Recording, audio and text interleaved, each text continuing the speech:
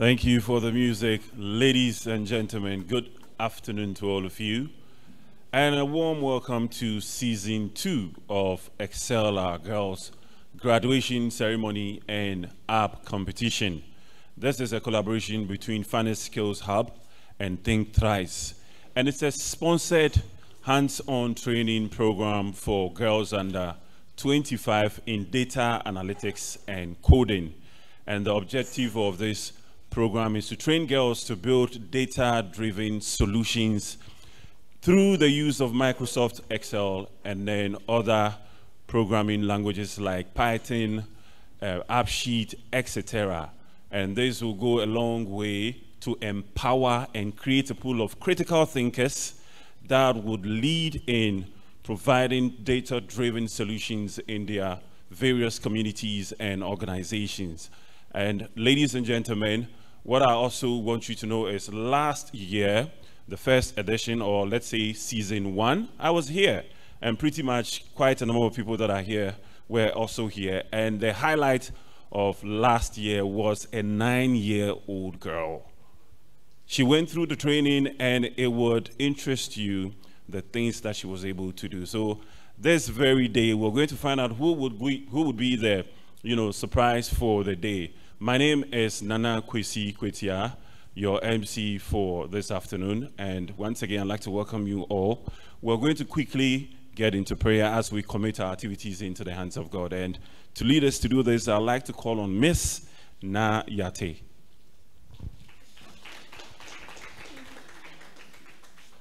Thank you. Shall we please close our eyes? Heavenly Father, we thank you for a lovely day today. We commit everything you're about to do here into your hands. Let it be fruitful and successful. And we pray that may the best team win in Jesus' name. Amen.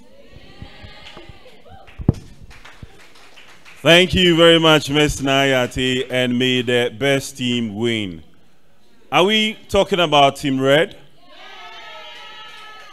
Team Yellow? Team Green? Yellow, because your numbers are, just 3, I couldn't really hear from you. Team Yellow, are you in the house? All right, thank you very much. All right, thank you. Thank you. That's just by the way. Ladies and gentlemen, I'm quickly... Oh, you see Team Yellow. Team Blue, are you in the house? It doesn't mean that because you shout the loudest, you are the one going to win for the deal.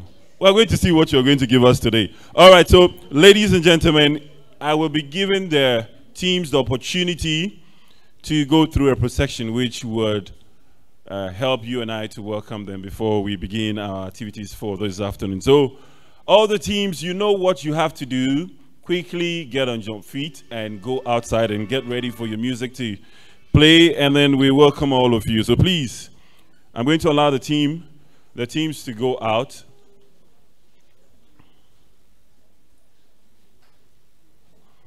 Ladies and gentlemen, these are the graduates for this afternoon. But then we also have a competition, the app competition. We're going to find out which of the teams will be going away with the prize, the biggest prize for this afternoon. It's the Season 2 of Excel Our Girls. That's what I want all of you to know. Last year was the Season 1, and it's the graduation ceremony and the app competition. All right, so this is how we usually do it. It's becoming a tradition, or let me say it's a tradition. Before they join us here, I'm going to respectfully ask all of you to stand on your feet, and then the music will play, and they have their own way of entering into this very auditorium so that we can start our afternoon. So ladies and gentlemen, please, respectfully. Are you ready? I can't hear you. Are you ready? All right, let's start the music as we welcome our teams.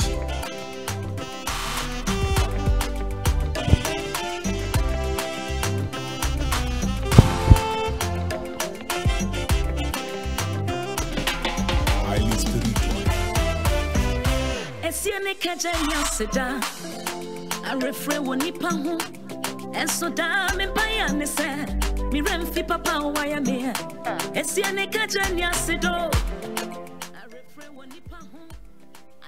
kona misrene se mi remfi papa waya me 1 2 3 na se mi pon kon ko shemechi e bia mi frene baby amedi o therefore one over to me on your way na se mi susu usu sisi stand by and take account o therefore 1 2 oh, are you guys not dancing?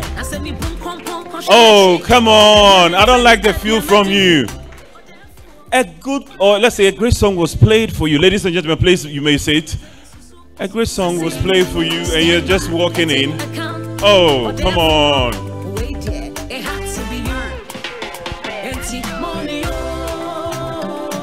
All right, so that's just about it. Thank you very much. Thank you with the music.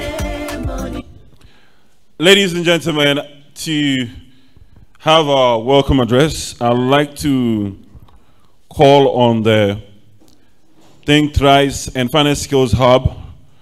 Let me say, she is the organizer extraordinaire for this very event. I mean, people are really behind her, ladies and gentlemen. Mrs. Yvonne Dochi, she will be doing the welcome address.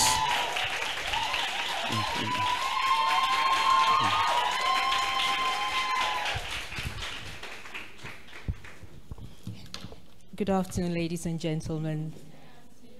Good afternoon to our special panel, Jacqueline, Ifia, and Kobla. Thank you so much for gracing this event. And a special welcome to the parents and supporters of our girls. As Kwesi mentioned earlier, this is our season 2, and I'm really excited. And I don't want to get emotional, but I do feel very emotional about this whole thing, because this was a dream that I had. And I can see it coming to fruition with the help of Finance Skills Hub. Well, my Finance Skills Hub people, thank you so much for the support. And also the support I've had from friends and family and all of you guys who are here right now. I just want to mention briefly something about Think Thrice. Think Thrice is an NGO that I formed a few years ago, actually. And I've always tried to fill a need when I see a need. And this whole idea started off when we moved to South Africa. We're in South Africa for 10 years. And what I experienced there was that I realized that a lot of young black girls in South Africa, even though they were skilled enough to have very good jobs, they were not given the opportunity because they were not given the initial opportunities to train and start off in various organizations. So what I did was I decided to employ just black girls in my company and train them and help them to get better jobs. And we did quite well. And thank you. Coming to Ghana, I also realized that we have a lot of brilliant young people, not just girls, but boys as well. But what I noticed was that everything IT-based or data analytics-based was focused on the boys.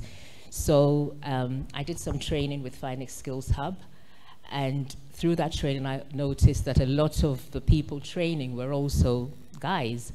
So I had a word with Bernard and I said, why is this the case? I think we need to do something about this. And so the idea of Think Thrice came up. And we decided to also go for graduates and undergraduates because the whole experience is quite advanced. We couldn't start from the SHS or the JHS because I think they get quite a bit of support now. But the graduates, once they leave and they're looking for work, they struggle a bit because they don't have the hands-on skills. I must say, our girls have been brilliant. They've been dedicated. We normally graduate 20 girls. We take on 22, and invariably a couple drop out. But this time round, they all stayed. So well done, girls. Okay, I'm going to ask Bernard to give you a bit more on the technical details and what they do and stuff. But girls, I saw your first lot of presentations, your first run through, and it was good. I didn't see the second one. I heard it was good. The third one I heard was mind-blowing. So I'm waiting for my mind to be blown. So judges, be gentle with them, but I hope you actually understand what they're about to show you. So thank you all for coming. Thank you, girls. Thank you, judges. Thank you, Finance Skills Hub, and enjoy the day. Thank you. Thank you very much, Mrs. Yvonne Dochi. And judges, we are once again asking you to be considerate in your numbers when you're giving them as soon as they start. Ladies and gentlemen, I saw Irajua in the house. Is she here? Okay, so ladies and gentlemen, the reason why I want to bring her up is the fact that she's 10 years this year. Last year she was 9. And you can imagine someone at her age competing with 16, 15, 17, 18 to the 24-year-olds.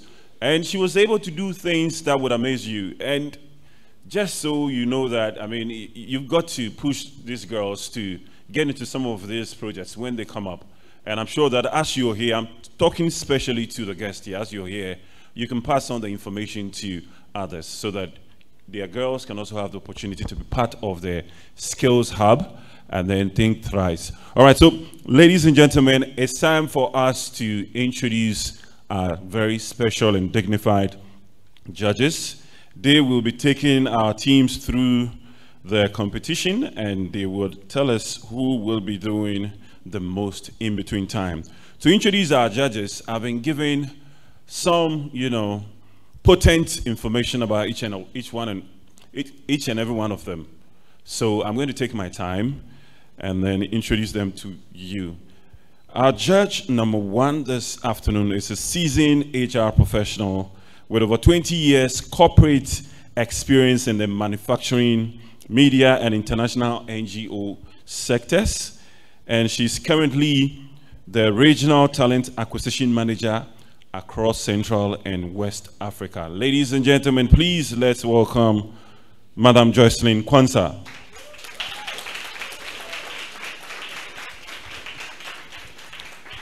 Judge number 2, ladies and gentlemen, is a development consultant with key interest in gender equity, that is boys and girls, men and women.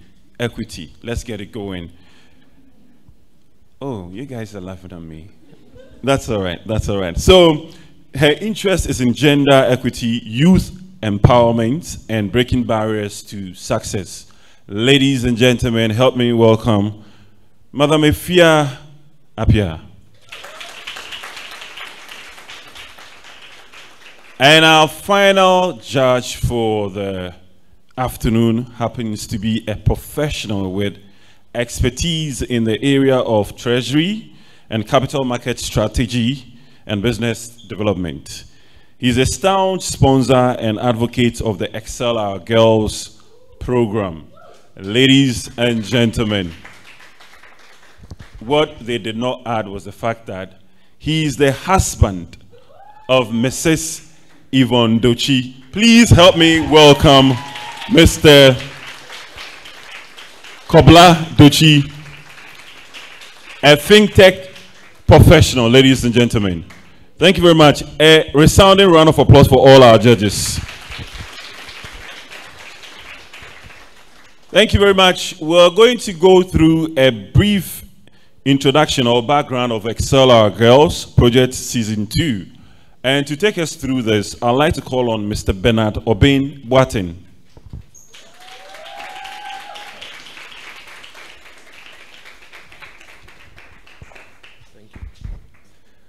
Good afternoon, ladies and gentlemen. Excel Our Girls. Think different. Think what? Okay, so think different, think IT skills, right? That's what you have in front of your shirt. Yvonne brought this wonderful idea. Finance Skills Hub has a large community of students and industry workers. We started doing this since 2016. So we train mainly in financial modeling, data analytics with Power BI and Excel, and we also do coding, low-code apps as well.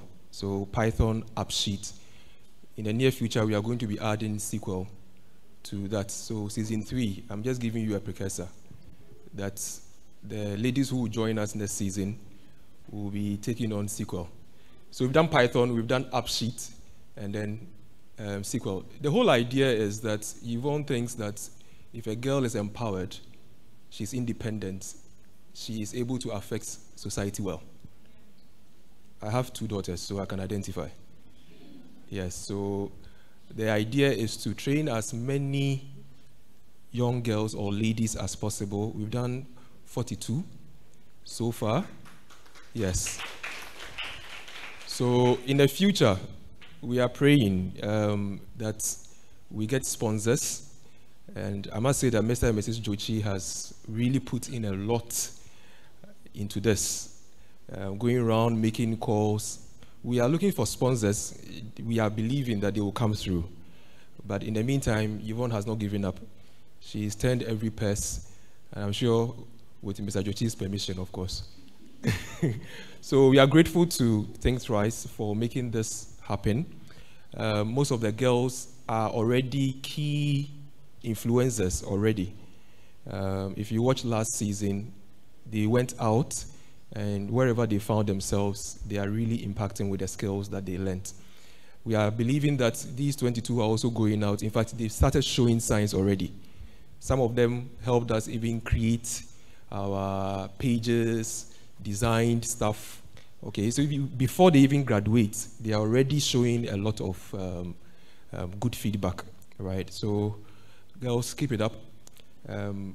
I keep telling them that their daughters will come and watch this. So in the next 20 years, you'll be proud pioneers of Excel Our Girls, right? Yes, so thank you, parents. Thank you, friends. Thank you, colleagues, for making this happen. I also like to acknowledge the team that is behind Finest Skills Hub. I couldn't do this alone, honestly. Finest Skills Hub is a very popular name out there. It is ably supported by a team of 8. So Mr. Enes Abuaje is here. Yes, we have Ms. Na Yako Yate. So what I'm mentioning, he's CA Sima, and also a banker at APSA. Now he's also a SQL expert. And then I also like to acknowledge especially Mr. Daniel Owusu Yeboah.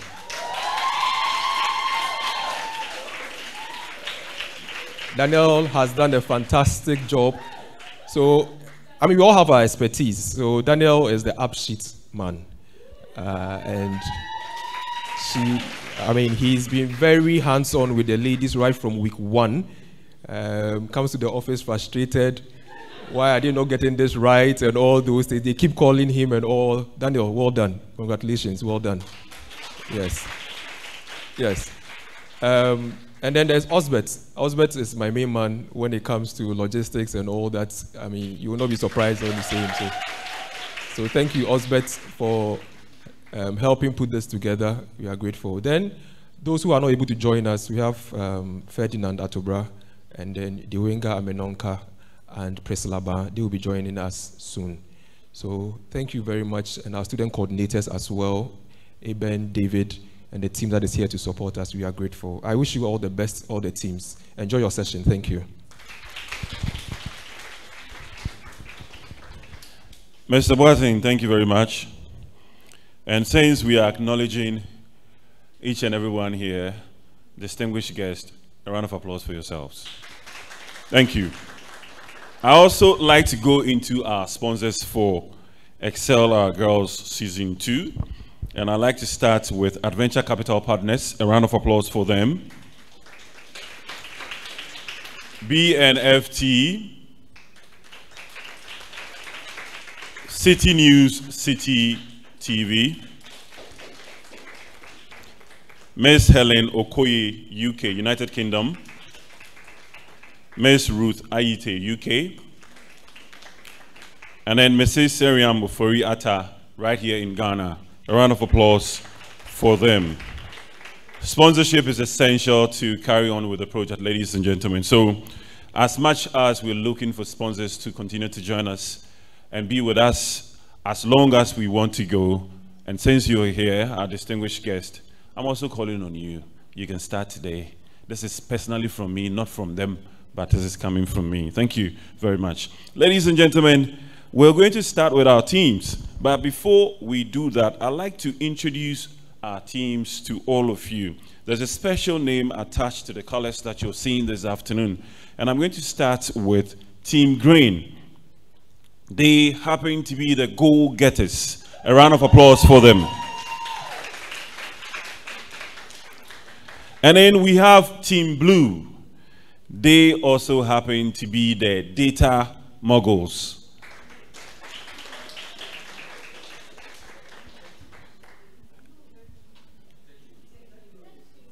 Oh, tech heroes. All right, so let's go with that for them, ladies and gentlemen. We have Team Yellow. And they happen to be the Datos Renas. I hope I get that one correct. Gatos Renas. All right. Thank you very much. A round of applause for them, please, ladies and gentlemen. And then Team Red is the data demystifiers. Jaspers. All right, Jaspers. All right. A round of applause for all our teams, ladies and gentlemen. I was here last year, and some of the names over here represents the teams that came in. So I sort of assumed that we're going to go with the same thing. But then this season too, it's a different name that has been given to the teams, and I'm just getting to know or understand the pronunciation of some of the names here. So please bear with me, ladies and gentlemen. Thank you all very much. We are going to start with Team Green. Please, a round of applause for them.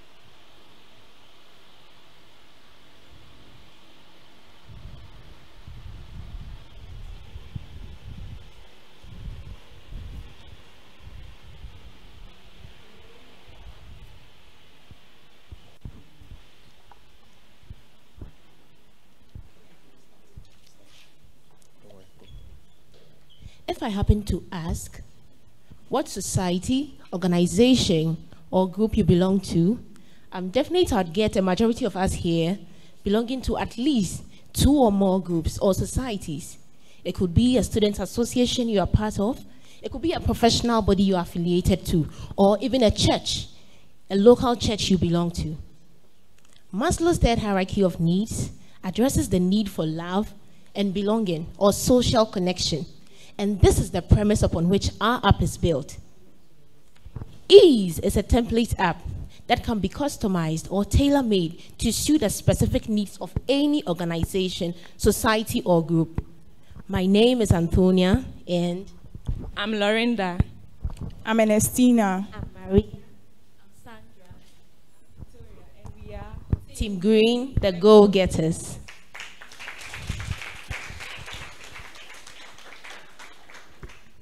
Millions of apps have been developed and are still being developed since the evolution of smartphones. However, we identified that most of these apps are highly centered on satisfying customer needs, like the bank apps, the food apps, and the transportation apps we have on our phones. Our Ease app is designed to satisfy all these customer needs, and as well as address about 90% of all administrators' needs, like tracking procurement, making business analysis, and even tracking daily transactions at just the tap of a button. Vicky, over to you. Just as there's no business without customers, there's no app without users. So I'm here to take us through the user interface of the Ease app. With our Ease app, members of the organization are able to sign on to the app by clicking on the link. The link takes them to fill a form, which includes their first names, surnames and other names, occupation, date of birth, and other relevant information. After registration, the app users are able to view their profile, which contains their personal details, as you can see at any time. Also, we have a chat button, which gives the app users direct access to interact with the administrators of the organization. We also have unique features on our app, which leads the app users directly to the social media platforms of the organization, such as Instagram and Facebook. Also, our app has a special clocking feature, which enables the app users to key in their attendance during every meeting they attend of the organization. Our app also gives access to the app users in order to be able to access other features such as submit and complete and daily motivational messages to encourage and keep them going. And the most fascinating amongst them all is that our app gives a platform where the app users are able to socialize, interact, and chat amongst themselves. Is that not beautiful? Yes, it is. So sit back, relax, and enjoy more beautiful sceneries from the app.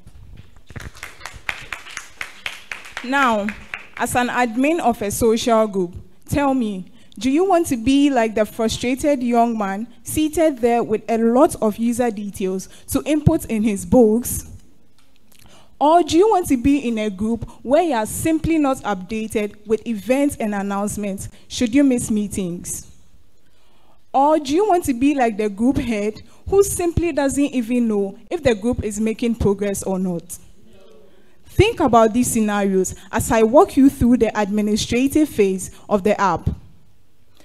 With the Ease app, taking the first scenario, the admin would not have to key in the user details one after the other.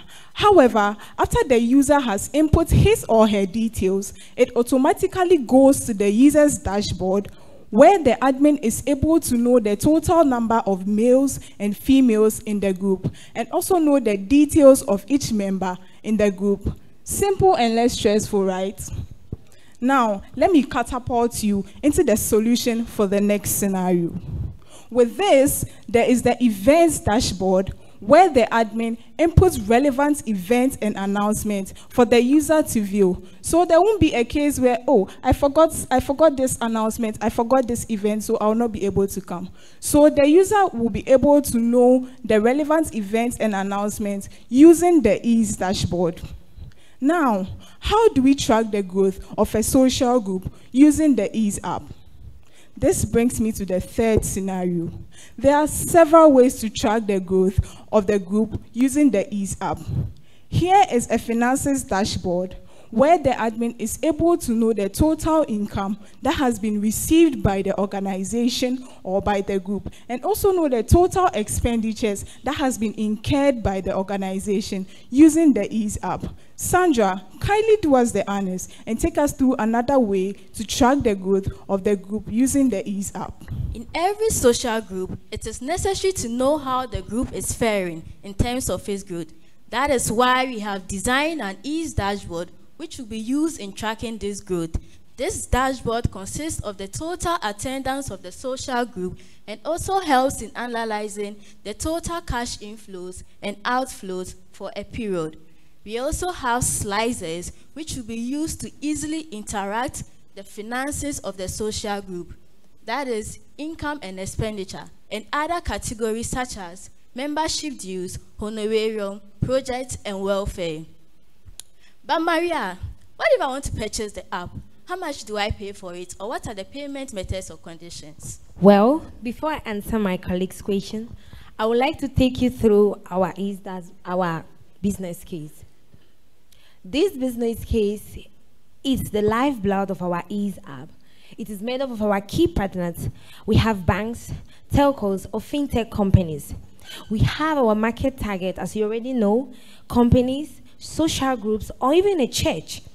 We then have our key resources. This is where we obtain our main information or data in developing the app, which the company will have to provide for us.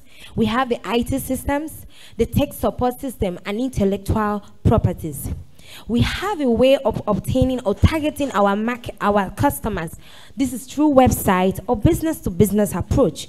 However, we are very decided in making our app well known to everyone, and we are ready to do it through advertisements or special events.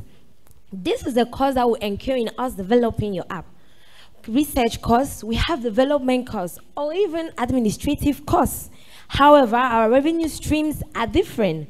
We have the fee for upgrades, processing fees, or even subscription fees. Now, to answer my colleague's question, in Spanish, we have a phrase which says, no hay almuerzo gratis en ningún lugar, which means there's no free lunch anywhere. To that, the app will have a registration and customizing fee of $500. For the first 10 people of the app will be free for them. The next 100 people, subscription fee, the company will have to pay. You can choose to do it monthly, a sum of $50, mid-yearly, a sum of $250, or annually, $500. So then, the cycle continues. So, someone might ask, how will the Ease app be customized to suit an organization like the church? I would like my colleague Lorenda to take us through that. Customizing an app for a church will require us maintaining, adding, or changing certain features on the template app Ease. For instance, that's a church app over there. So the prayer request will be, the submit a complaint will be changed to prayer request. Members can send their prayer requests over here. The clock-in feature will be changed to attendance, where members are expected to key in their attendance at any church program they attend. The daily motivation will be changed to daily devotional, as displayed on the screen. The about view of the church will display the vision and mission statement of the church.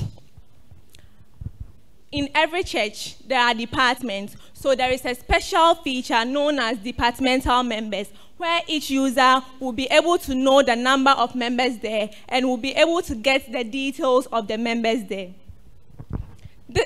Just imagine, I know someone will be wondering, what if I don't visit the app? How am I supposed to know what's going on? With this app, it will be made such that members will be notified through their emails immediately. Events, announcements, and daily motivation is updated. With this app, you never miss out.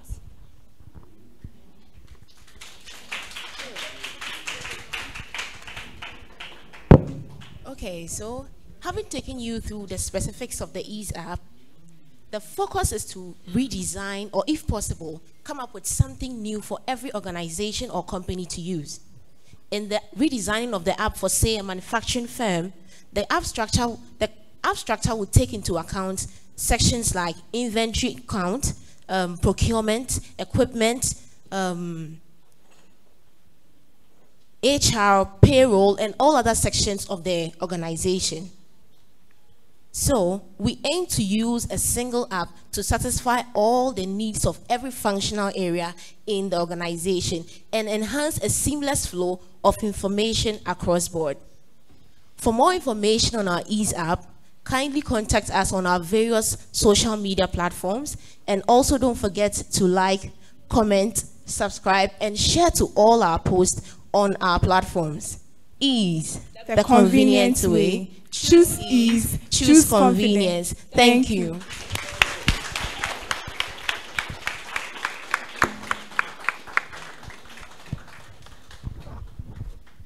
Ladies and gentlemen, the go-getters showing us their app, Ease app. And I was wondering when they got to the church part where, let's say, I want to pay my tithe or collection. Where are we going to do that? Can we still have that on the app? Is it possible to have that on the app? Oh, okay. So, ladies and gentlemen, if you're wondering or asking yourself whether they were the ones that built this app, I would say to you that yes, each one of them. So, a round of applause for them. They were taught how to do it, and this is what they came up with. So, you can imagine if you brought your daughter to Skills Hub and then think thrice for this training, and she can do something like that. Assuming an organization buys this app for $1 million, don't you think we'll all be smiling? Yeah, we will. All right, so a round of applause for them for the last time, ladies and gentlemen. Go-getters, thank you very much. You may now take your seat, please. Should I allow the judges? Yes, let me go over to the judges. I'm sure that they have comments. And I'll start with Mr. Dochi. Thank you very much, girls. Very good presentation. I do have some comments to make. In fact, myself and the other judges haven't conferred just yet, but I'm sure they'll have their comments and additions to make on your presentation and the app as a whole. For me, I thought it was very good visuals in terms of the app itself. I think you're using very good state-of-the-art UI, user interface, which is nice. I'm not sure how much of that was the actual functionality or whether it was screenshotted. Is that the app working, or is that as they would call mugshots of what it should look like? Or was that the actual app functioning, working? Okay. Yes, please. Okay, then I think it was excellent. I think the visuals were good. One thing I would have liked to have heard right from the very beginning was more of a problem statement, you know, to tell me what the actual problem is that you're solving. I did have a little bit of insight into what you were doing, so I had some clues. But I think what would have been useful for myself, and I'm sure others, would have been actually, this is the problem that we are aiming to, this is the problem that exists, and this is how we go about solving it with the app or creating the app. That's my number one. The one other question, well, I have a lot of questions, but the one key question I think was, I saw some numbers come up in terms of the pricing model. Not to cut you, but then sure. she seems to have an answer for what she was saying. Okay. Thank you so much, Mr. Dochi. Yeah. So the main, I believe that we mentioned the main problem, but maybe it wasn't exquisitely stated. Yes. So the main problem about this app is that most of the apps we have on our phones are highly centered on satisfying customer needs. Like when you take the bank apps, the design, everything is for mostly customer friendly, because I mean most companies say customer is like king, customer is first. king, yes, Okay. customer is first, or customer is king, yes. However, the Ease app would coordinate all of these other users of the app for customers, and as well as address most of the pressing needs of administrators. So when you look at most companies have this integrated systems where they have to open so many softwares and do so many things on the softwares, get information here. However, with the app, everything is constructed into the app. So you just, at the top of a button, you have information at your disposal. At the top of a button, the administrator can just go in there and do whatever he wants to do. That is the problem She wants to add up. Okay, so I also added a problem. That is the animations I was showing.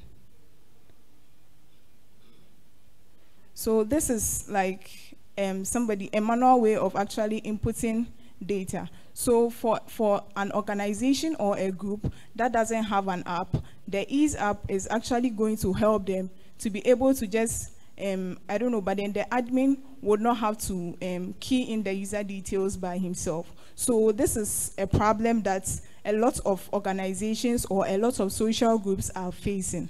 So when the user automatically inputs the details into the Ease app, the admin is also able to like gain hands-on knowledge on the total number of users in the social group. And then also, usually, let me just use an example. Usually when we go to church and then there's announcements that has been made, like sometimes I even forget some of the announcements that has been made. So one problem that the Ease app will solve is that the admin will be able to input like the relevant announcements that like maybe will be said during a social group or that will be announced during any gathering. So the user will be able to just go to the Ease app and then go to the announcements or the events dashboard so that he or she will be able to know the announcements and then the events that has been posted there. That will solve the problem of, the user saying that, I've forgotten this announcement, so I'll not be there. Yes. Thank you for that response. Thank you. Yeah. Madam Ifya, let's find out from you, your comments. Okay, so I must admit that I'm very impressed. And first by the delivery. Okay, everyone seemed to know what they were talking about. Thank you. That was impressive. And but my first concern, which Komla mentioned, was the problem statement should be very defined, because people will buy if you solve the problem. So we've had several iterations of what you're trying to solve, but it's not crisp enough. So are you solving an administrative problem? Are you solving a financial problem? It has to be crisp. And I belong to several groups, and we do WhatsApp, we do Treasurer, we do whatever. But this, I see, it has great potential. It wasn't clear how much the app will cost, because the different levels were not that, it wasn't clear. Is this app going to cost me $1,000 to register 1,000 people, or that wasn't clear. How much? Just say the amount. $500 for registration and customization. Oh, okay, $500 for registration. So it's a cycle thing. The more people have in your organization, so you will be paying. So we have registration and customizing. That is, we will make the app to suit to your organization, and that will cost you only $500. Like when you start, for the registration for us to handle it, is $500. So the first 10 people will be free. The app will be free for them. So if it's administrators you want to add, it's going to be free for them. So the next 100, let's say your organization has 200 people. So the next 100 people, you can choose to pay their subscription to the app through $50 monthly. That is quite an expensive app, because if I administer a an alumni association, I'm looking at least 10,000 people. Yeah. And so why would I choose to do this the ease way as opposed to do a Google form that I send and let people register? So the solution, I guess, would have to match the audience. And I must also admit that it seems your range of how do you call it? Your range of offerings and who you're targeting seems a little limited, because I've seen a lot of church. And in the real world, you have to be able to tell me that I am doing this to solve this problem that is going to get you this revenue. And church isn't necessarily a revenue generating this thing, because it doesn't lead to, apart maybe it will lead to religious development, but there has to be something more concrete. So if you come in and you say we are solving this problem in the Greek sector to build a broad base of, it has to be real. It has to be real. But I'm very impressed, I must say it. I'm very impressed, and I like the delivery. It's everybody knows what they're talking about. Thank you very much, Madam Ifia. Madam Jocelyn, please. So for me, wonderful presentation. I was quite blown away. But my question was the fact that I saw lots of data, people's private information. So what are you doing about data privacy? Because I'm sure you know that it's very key. And it's important that we take a look at that on any app that we have. So what do you have in terms of data privacy and protecting everybody's data? So with the data that you have seen for each user, so it's only the admins that will be able to see every user's information. And also it depends even the department. So if, like we say, it's a company and we have human resource department, so the human resource manager obviously will have to see the details of each member of his department. It's not like a user will come in and will see the details of the other users. It can happen. So it's a bad thing, something. Okay. Please, I would like to also add something shortly. When in the delivery of our presentation, yes, if you look closely, the app shows where a user enters his details. So when you choose the option as a user, what you see, the details you see is different from what the admin also sees. So admin sees so much more than what the user will see, and the user cannot see other users' details or information. The only thing he can do is there's a group chat session where they can interact amongst themselves regardless of so aside that, the only thing the user can do is to send information about him or herself into the app, and then the admins are the ones who do much of the things on the app. Yeah. So I'll just take it a step further, because you guys are doing coding and all that stuff. So I'm actually thinking about the back end. How are you protecting my data, even from the admin person who you've given access to? Do you mean we, the developers? Yes. Oh, okay. So this is where we come in. With the Ease app, it's actually a template app. So it will be customized for every organization. So it's unique to your company. It is unique to your company. You see that? So when your company comes to us to get the app, the structure and everything will be designed to suit your particular company. And then the data that you have, I mean, as developers, we are not going to use your data it's just for your company. It's specific to your company. Yes. So I hope I've answered your question. Yes, I think you have, but then to a point. What she was simply asking is data, personal details. These are for me. I don't want anybody to see it. How are you as a developer going to protect it on this very app? I'm sure that is the question. Yes, that is what she's asking. Do you get it now? Okay. Because we don't want intrusions, yes, outside intrusions. Yes. All right. All right. So there's a database for every app, the app we are creating. So if every company consults us, there's a database for them, specifically made for them.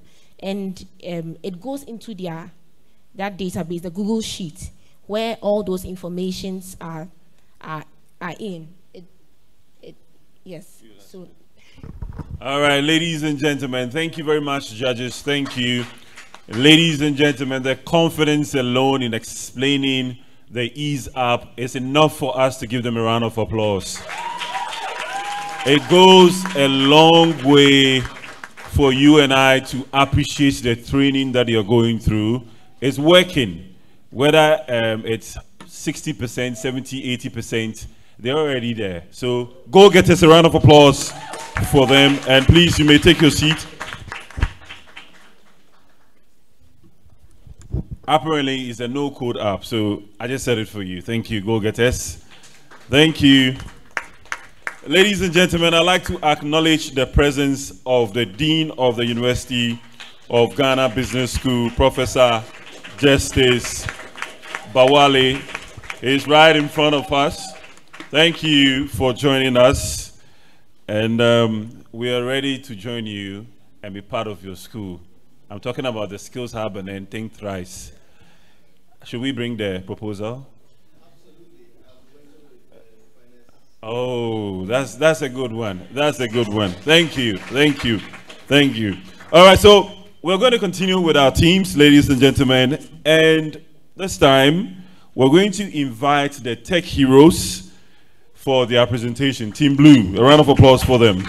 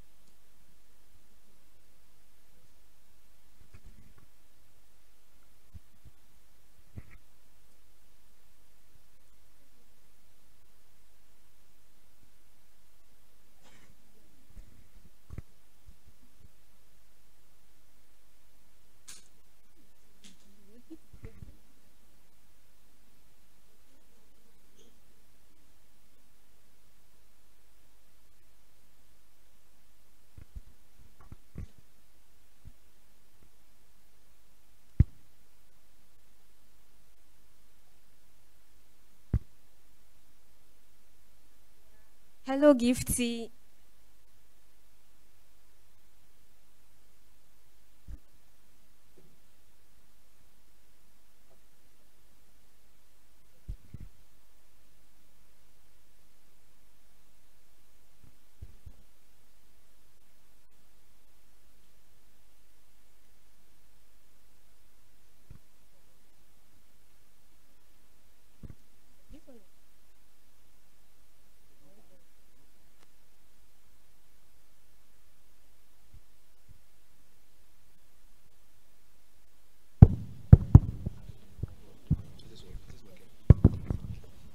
Hello, Nadia. Hello, Gifty. How are you? I'm doing great, and you? I'm doing so well. How's business going?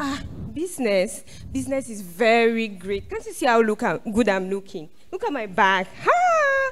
I've grown in my business, so I'm selling so well. Wow. Look at my product. And you, Gifty, how is business? Business is very bad. Like, I don't want to talk about it. Things are not going on well. Hey, yeah, I'm sorry. I did not mean to brag. But hey, tell me, what's happening? Why is business bad?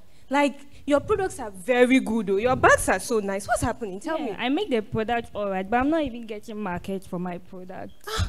You are not getting market? Why?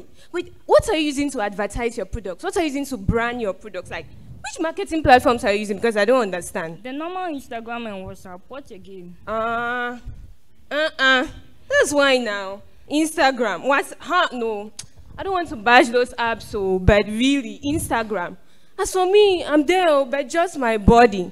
Because my spirit and my soul. I can't remember the last time I made a sale from Instagram. But I'm making money. Gifty, I'm making good cash. I'm selling my products. Do you know what I'm using? Tell me. You're the only one I've seen in this campus. Even people out of campus are using it now. People out of campus are using these apps, Gifty. Which app are you talking about? Craft Connect. Don't you know Craft Connect? CC. Craft Connect is the digital marketing platform for artisans. Only artisans. In short, it is the boat for artisans. Wow. All of the artisans are there. Artisans like also, we have beaders, painters, electricians, plumbers. We are all there and we are making money. Good money, Gifty. So tell me, did the customers keep coming back? Our customers, as for me, my customers are always coming back. I have plenty customers. People even refer me. I'm making money, Gifty. Good money. And first of all, they have the ratings feature, right? So my ratings, they are high. When customers go to the app, obviously, my list, will appear up. So they place their orders. I don't have any problem. I'm making money, Gifty. What about price bargaining? How do you do it on the app? Price bargaining. Oh, Gifty. Very easy. I'm telling you, it is so easy. Once a request is placed, like someone will ask for me to make them a bag or something, I'll just call the person and we'll negotiate the terms. As for me, I like money. So before I start your product, you have to pay like 50% of what the total amount, and then upon delivery, you give me the rest, and I'll ask you to rate me, because the product obviously will be very nice. Gifty, this app, I'm making money, The way I'm making money, I'm sure next year, by the grace of God, I'll support my parents in paying my school fees at uni. I'm a big girl, Gifty. Next year, I will be a big girl on campus. Do you know how much I made last month? Do you know how much I made last month from Craft Connect? 5,000 CDs. Wow. 5,000 CDs from selling my products on Craft Connect. You have to show me this app you are talking about. Show me this app. You're my friend. Come, let me show you. You're my friend. You can't be poor. Let me show you. Where's my phone? Can't be poor when you're my friend.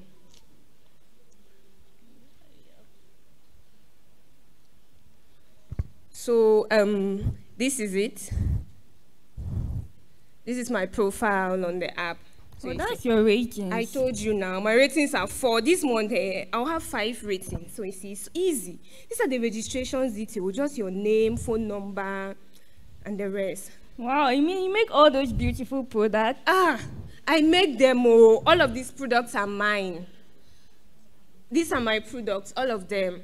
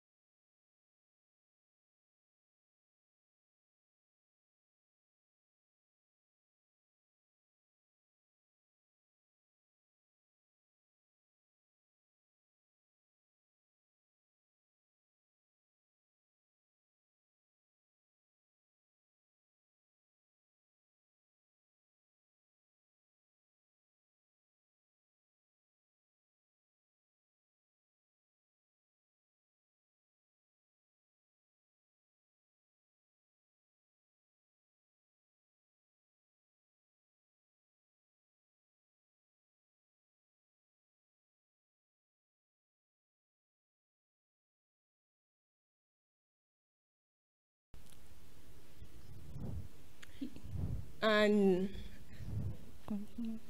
these are your products? Yes, they are. Oh, my bags are so nice. I've really grown, Gifty. Look at. You see this bag here? The sales I made from this bag. Customers kept on coming for it. Oh, Gifty. Did you hear that sound? Yeah. I think I got a request. Just now. Just now. Oh, Craft Connect for you. Gifty. I told you, right? I can make this bag, Gifty. I'm telling you, this bag, I saw the fabric at Mokola Market. Ha! I'm going to make it. Oh, Mr. Joseph. I'm going to place his order. Gifty, I'm going to place his order right now. I'm going to call him. I'll charge him a lot too. It's very urgent. So I'll call Mr. Joseph right now. Hello, Mr. Joseph. Yes, please. Yes, I'll deliver it to you. I've seen that you need it by Wednesday, right? Yes, thank you. Just 250 CDs. Please pay, yes, 125. Thank you so much. Please, when I deliver your product, please wait me. Thank you so much. Yes, thank you. Gifty. Nadia. Gifty. Do you know how much I charged? No, tell me. Do you know? 250 CDs. Wow, I mean, right now you're making 250 CDs from the app? Yes. You have to sign me up on this app. I will. Calm down. Let me accept my request. Let me just accept it. So to accept your request, you just go here, and then you click on accept. That's it. So now let's sign you up on the app. Bring your phone in.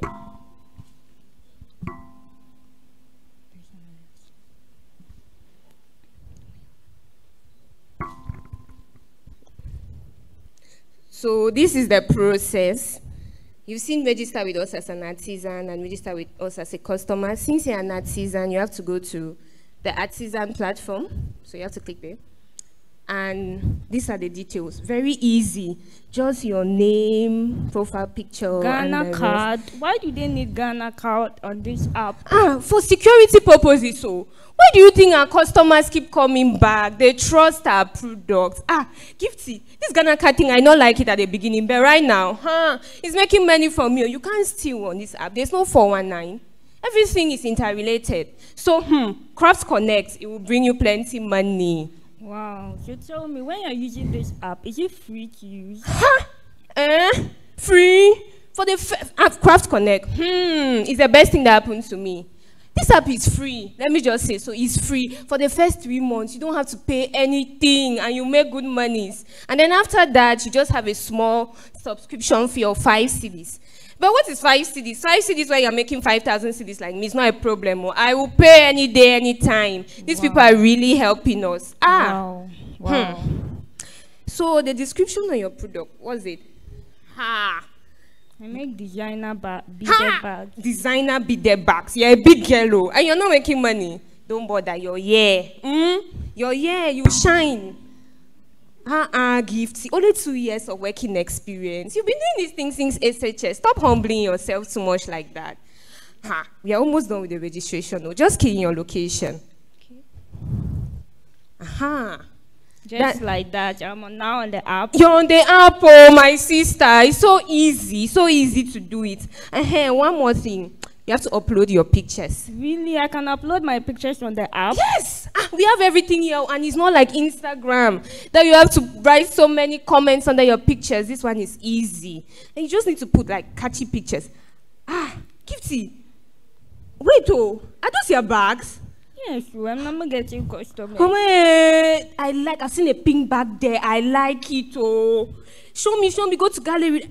That one, how much is it? 200 CDs. Only? I'll be your first customer on Crafts Connect. Gifty. This bag is so nice. See, now that you're on CCA, you get customers. See, no more problems again for you. That's it now.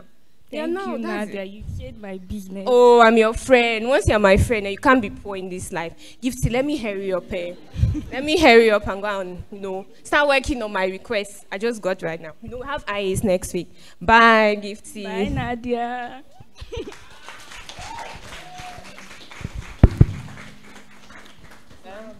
Hi everyone. I hope you enjoyed the short skit by my team members demonstrating how our app Crafts Connect works. So as team members, when we were tasked to build an app for our capstone project, we decided to build an app that would tackle the socio-economic problem of unemployment, specifically skilled labor with focus on artisans. So basically, in case you're still wondering, Crafts Connect is an app that brings together artisans of different categories onto a single platform. We can talk about the likes of painters, beaders, beauticians, nail techs, and a lot more. Further, artisans on this platform are connected to customers who will require their services. Isn't that so thoughtful of us? So here on my screen, we have a graphical representation of how our app works. So we have a user or a customer on one end who actually goes through our app and sends a request to an artisan whose service he or she is interested in. The artisan here receives a notification via SMS and email on the nature of the request. If the artisan is interested in the request, he goes ahead to accept or decline the request and further calls the customer to find out more details about the request and also make negotiations and further make payments if they arrive at a decision. So at this point, I would like to highlight unique features of Crafts Connect. First off, it's easy to navigate. I mean, you do not require any special skill or level of education to use our app. And for safety, you are required to sign up with your Ghana card. Hence, customers using this app are highly secured. And convenience, I mean, you can have access to Crafts Connect anywhere and anytime on your smartphone. Okay.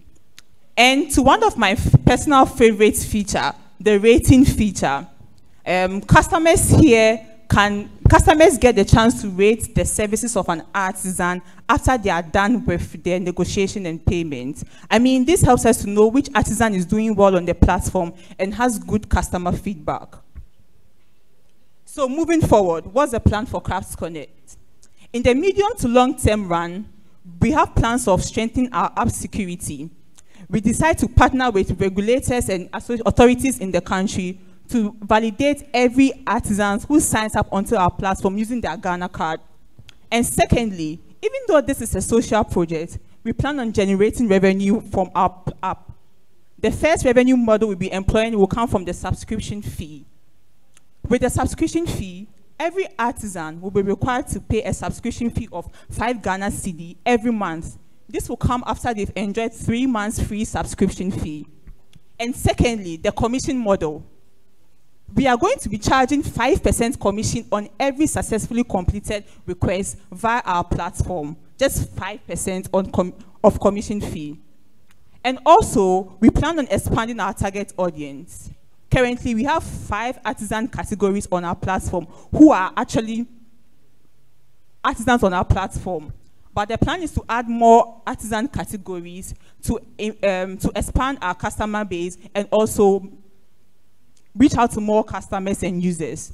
This will be made possible by going hard on advertisements and also promoting the app to create more app awareness for Crafts Connect. So at this point, I'd like to call on my colleague now to introduce to us the analytical part of our app called the dashboard.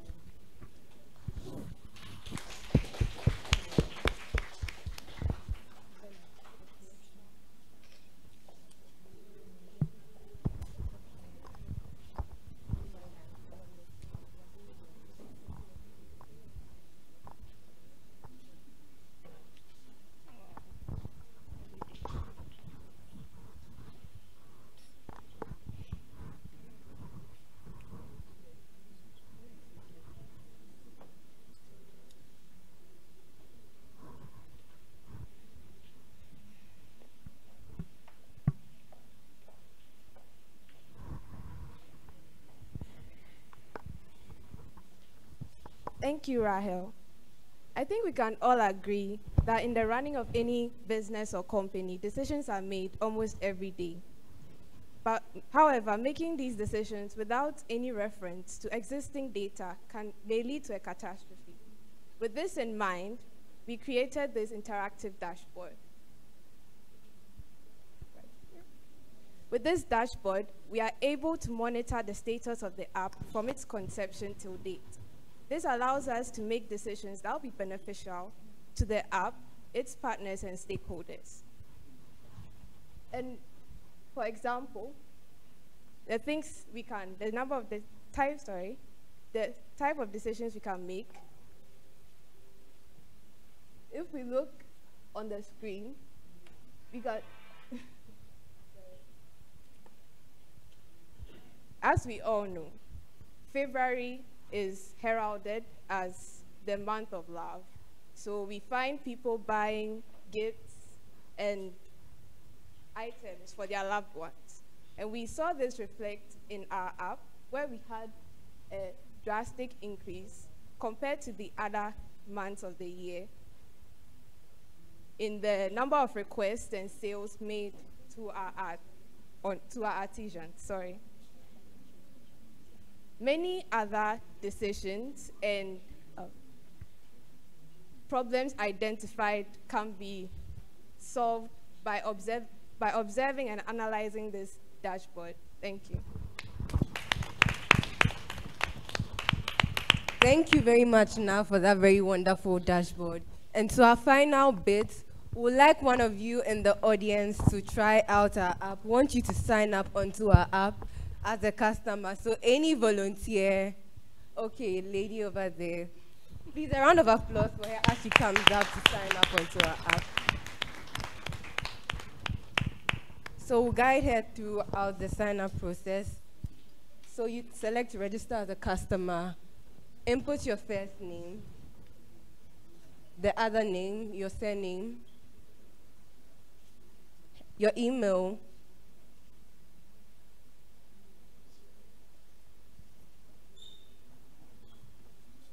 her phone number,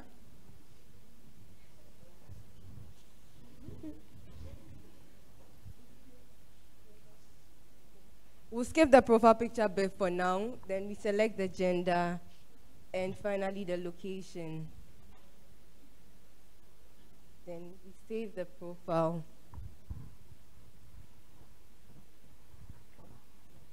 So we save, and that is it. Very fast, very easy as that. So this is the home page where you see the rest of the artisans that will be available moving forward. Thank you very much, Audrey, for signing up. So we hope to have more of you signing up onto our platform. My name is Marilyn, and my team members are Nadia, Gifty, Rahel, and this has been Tech Heroes with Crafts Connect. Thank you very much. Tech Heroes, thank you. Thank you, Tech Heroes.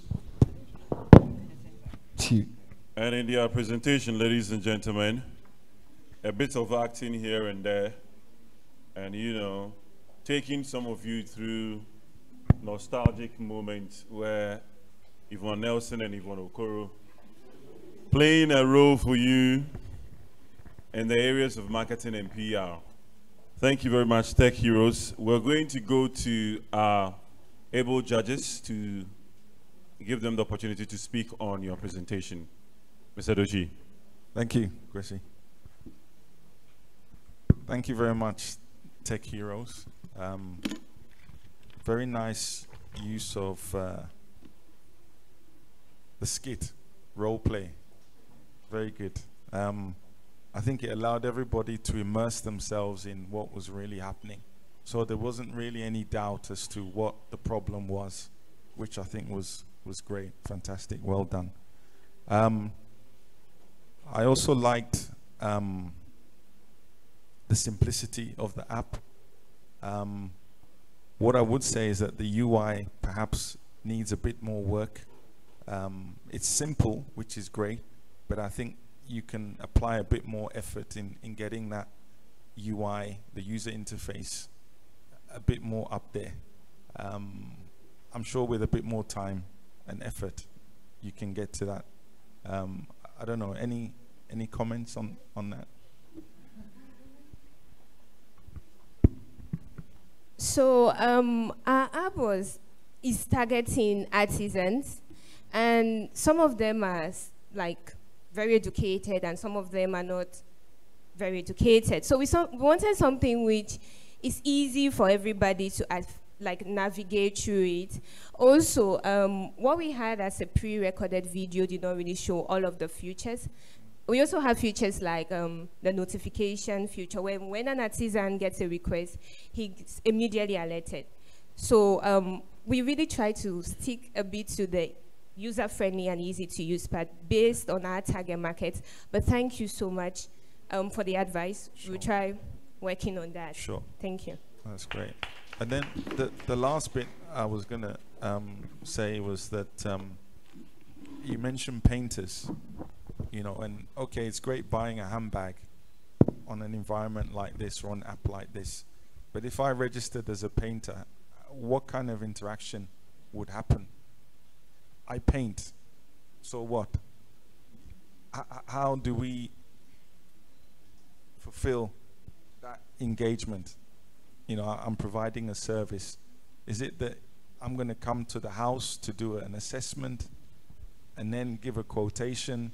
How does that work? Number one. Number two, there was not much discussion about fulfillment, the fulfillment side of your business. How do I deliver my product? Is it free? Do I collect? You know, those kind of things, I think it'd be good to think about as well. You don't necessarily have to comment on what I've said, but certainly things that you should bear in mind going forward. That's it from my side. Can I sue? Just so everyone is clear on the app. So basically we are like the platform. We are linking the customers to the artisans. So they decide on their negotiations and their agreement. Of course, we are going to give them some level of security by us having the Ghana card there and a way for customers to send feedback as well as artisans. But we are not legally bound to. We make that known to the users of our app. So we are just like a connecting platform from both the artisans and the customers. So they'll decide, during their negotiation, they'll decide on how the goods will be delivered to them. You gave an example about the painters. So for example, you're a painter, and then I am requesting from you your service. So we'll decide if you come to my place or my house or my building, so you see the environment, how much you can cost for the quotation, as you mentioned. And then the negotiations comes after that. So basically, Crafts Connect is just the digital marketing platform. Sure. Thank you. Okay, one question. So many questions. We've all used Uber. I use Uber a lot to get around town. And there are guys who say, let's do off-trip. Yeah? So if I'm a painter and I want to do off-trip, how are you going to make any money? Okay. Because I go to the person's house, you've now connected me with an interested party. I know he's keen. The money I've quoted is suitable for him. Why do I need to now use your platform now that you've linked us together? I'd like to see maybe more of the analytics, looking at how many people are doing off-trip as part of their activity. So that's it from me. What? Okay. I think maybe it's something to think about. Yeah. Okay, so you have the mic and then speak the way you foresaw. So just have the mic and then speak. Oh, because the point is, those of you here, you're not so sure of answering the question, and she's so sure because she can see. So why don't you go ahead, please? Let's do this quickly. So I can give one of my team members. You know, we are working with time, so please. So we foresaw that. Actually, that's a very brilliant question. When it comes to getting the artisans back on the app, and getting the customers to continue using our app, that's why we developed the ratings feature. Because unless you make a request to our app, and unless the request is accepted through our app, the customers can rate you.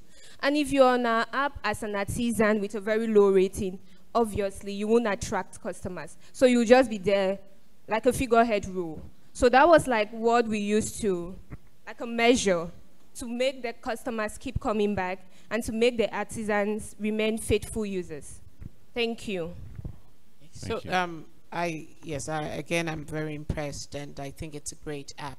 What I like a lot about this app is its simplicity, because when you're talking about our marketplace here in Ghana, you have over 70% is informal. And out of that 70%, you have a literacy rate, a digital literacy rate, which is way lower than that. Again, I think this app is situated in a literate environment, because I think you're talking more about university and sort of like a campus setting. I would like to see this app in a rural area somewhere that is aggregating produce, that is being able to tell people that, okay, we have 5,000 kilos or 5,000 tons of maize somewhere, and look for markets for that. You know, that is solving development issues, and we should apply ourselves in hitting, even though the Craft Connect definitely has that draw, you hit a larger developmental market when you go where the issues are. So we won't be sitting in a crowd buying yam for 13 cities at Cuba when it's 5 cities somewhere in Teshiman. So let's open our environment, let's open our scope of reach so that we can have a larger impact. Because that's what the bags there, if we are on campus and we are buying the bags, we'll buy the bags. But let's look at a larger landscape where we can have a larger impact. Thank you so much, madam. That's why we need stakeholders like you to give us advice on our app. We appreciate that. We will look at. Are you at the University of Ghana? No. What school? I'm done with school. Okay. What course did you pursue? Accounting. Okay. You should add marketing. Let's go. You should add marketing. All right. So, ladies and gentlemen, Craft Connect. That's the name. Oh, don't go yet. Oh, come on. I want to give you the opportunity to work like Her Majesty. Like tech heroes. Yeah, tech heroes. All right. So, tech heroes, ladies and gentlemen, presenting to us the Craft Connect. Thank you very much. You may now take your seat. Please, my microphones, bring them to me.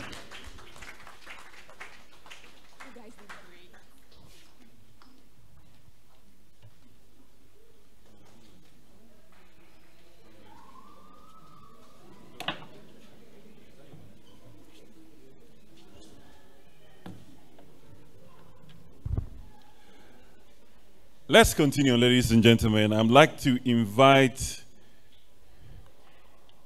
Team 3 for the next presentation, and the color is yellow. And they have a special name. Is it Datos Reyners?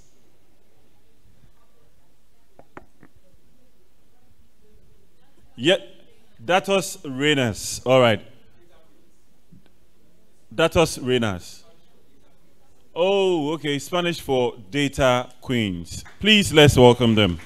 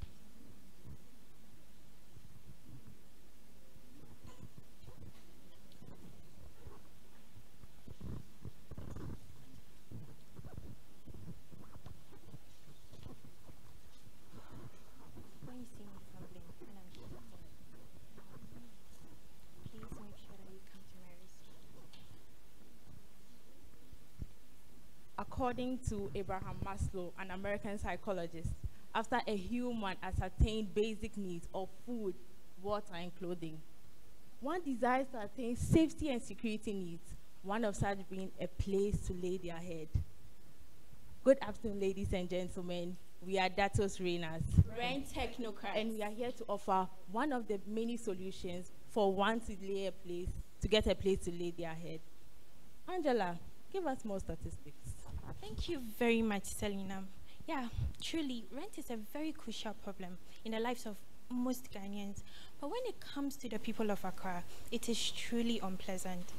With an average, with at least 5 million people living in the Greater Accra region, there is a rental market of at least 37.5% when it comes to Accra alone, the urban side of Accra. This is why we as Daughters Reinas have decided to focus more attention and pay more attention on rent, having more accessibility to rent in Ghana. I would therefore give the microphone to my colleague to give more details on this matter. So, just recently, when our team decided to build this app to combat the aforementioned problem, we decided to conduct a survey in order to connect with various tenants to hear their stories. We noticed that agents have been dealing in very bad faith with these tenants. An individual paid for an apartment only to find out he had paid for a kiosk. What? Can you imagine? Rent is truly a headache in Accra. That's why we as Datos Reinas decided to come up with a possible solution.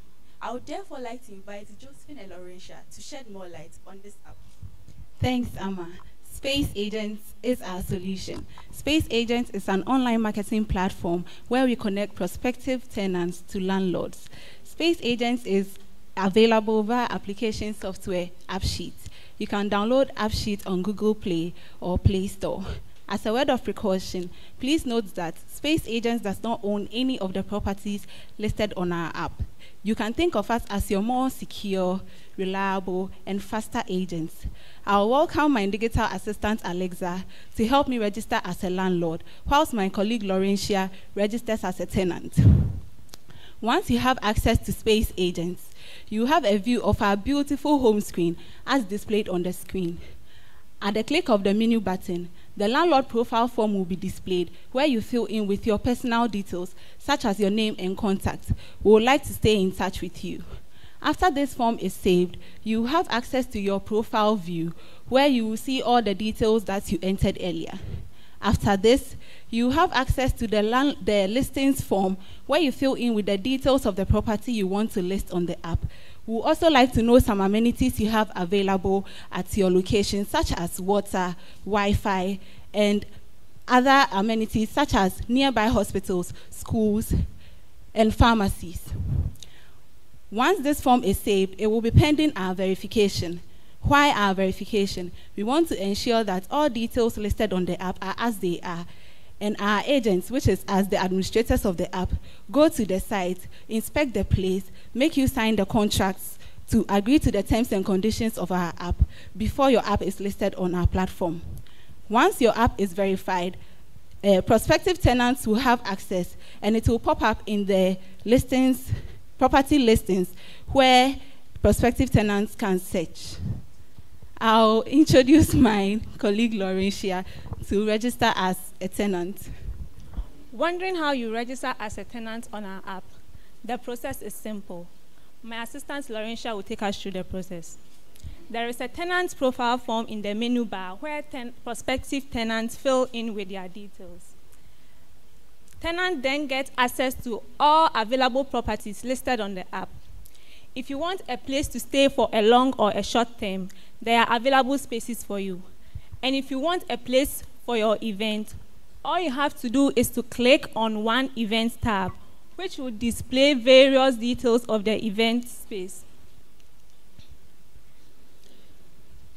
Just as displayed on the screen, we have pictures of various views of the event space, price to be paid, amenities the event space has, such as Wi-Fi, air conditioning, and water, and a Google map embedded in the app to show you the exact area the event space is located. Interested tenants can go ahead to book a visit via this form. This form will be sent to Space Agent for a visit to be scheduled. Wow, this looks exciting. But how do you fund and sustain the app? Hey, Abigail, always thinking about money. Not to worry. Once a space is selected by an individual to be visited, a date and time is agreed between space agents and the individual, and a small fee is charged as transportation. We also charge 2% commission on short stay spaces and event spaces, and 5% commission on long stay spaces. Selinam, aside all these exciting features our app has, what really makes it stand out? What does control over your property mean? As a landlord, you have the power. With listing your property with Space Agents, you have access to numerous residents in and out of the capital city looking for places to rent for short stay, long stay, or event spaces. Personalized searching. How is it personal? At the top of your button in your home and office, you have access to numerous numbers of properties we have listed on our app. There's something for everyone, don't you agree? Options at the top of a button. What do you mean by that? Space Agent runs 24/7. You are not looking for any agent, and at any time, at any place, you will definitely get something for you. Now, there's no need running to get a short stay for your family member who is coming for Afrochella. With Space Agent, you are rest assured you get something at the click of a button. My home is quite far from my workplace. The right location for you. How does this help me? With our embedded Google app, as you saw earlier, you can zoom in and zoom out to see the available properties around your workplace or even your boyfriend's house to make sure that you are closer to where your heart is.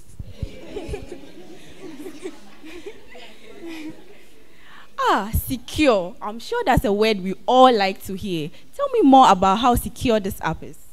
With Space Agents, we do not sell your personal information to any third-party sources.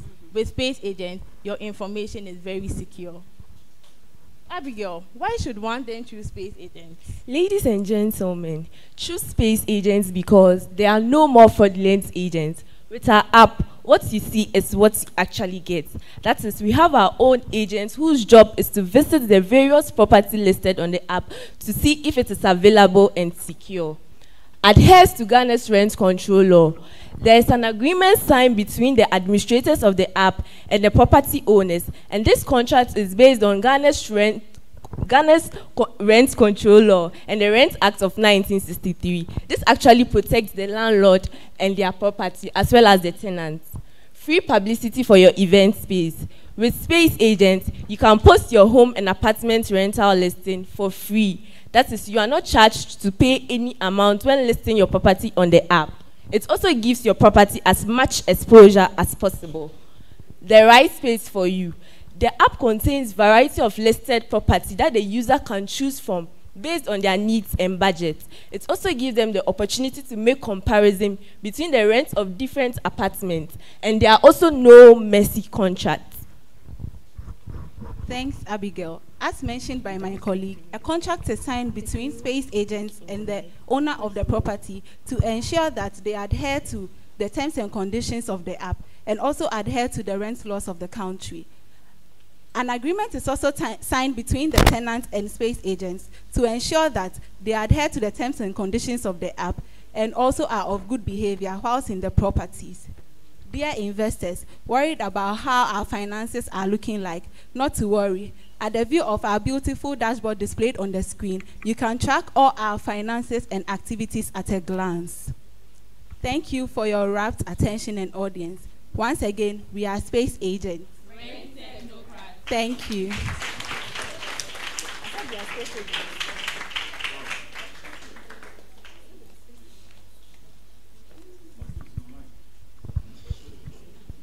That was Renas, ladies and gentlemen. Come again. Oh, but you thought I was one of you. I'm only speaking to my guest and you. That was Renas. I wasn't speaking to you again. All right, so ladies and gentlemen, that was their presentation. And I'm going to give our judges the opportunity to speak to us individually. Please, judges. Thank you. I keep saying the same thing. Very good user interface. So I think the guys, Daniel, I think you've done a very good job in priming everyone for the UI. I enjoyed that presentation. I thought it was contextual in terms of what you were doing was clear. It's certainly an interface I could use. What I would like to see, I mean, you touched on the contract aspects of what you were doing. I would have liked to have seen how you manage disputes, and because typically you always, inevitably, there'll be disputes in rental agreements and that type of thing. How do you take the money? You know, is it held in an escrow account? You know, how is that part of the transaction administered? I would have liked to have known or seen that. That's number one. Number two, have you considered approaching other estate agents who may be not that familiar with how they can go about having a digital presence, and working with them to list some of their properties? It's certainly something that I think would be worthwhile doing. And then the other thing really is, how do you perceive competing with the likes of, let's say, Airbnb and all the other platforms that are there? And there are quite a lot that are international as well as local. How do you see yourself competing against those well-established platforms? What are your unique points, selling points, or I guess unique points that you can leverage as a local player, as a local service provider? Yeah, I think that's it from my side. Okay, I wanted to answer one of the questions you posed concerning how we are going to attract landlords to us, how we are going to get into contact with them. Yeah, so when we're I think what you're using is not. okay, can you hear me now? Yeah. Okay, so when we were thinking about this, the question came up, we were thinking about it, and we thought about, whilst we were thinking about it, we came up that if we are to get landlords, usually all landlords have to do is to get an agent for their property, and the agent will connect them to whoever wants to get the property. But what we're thinking is that we couldn't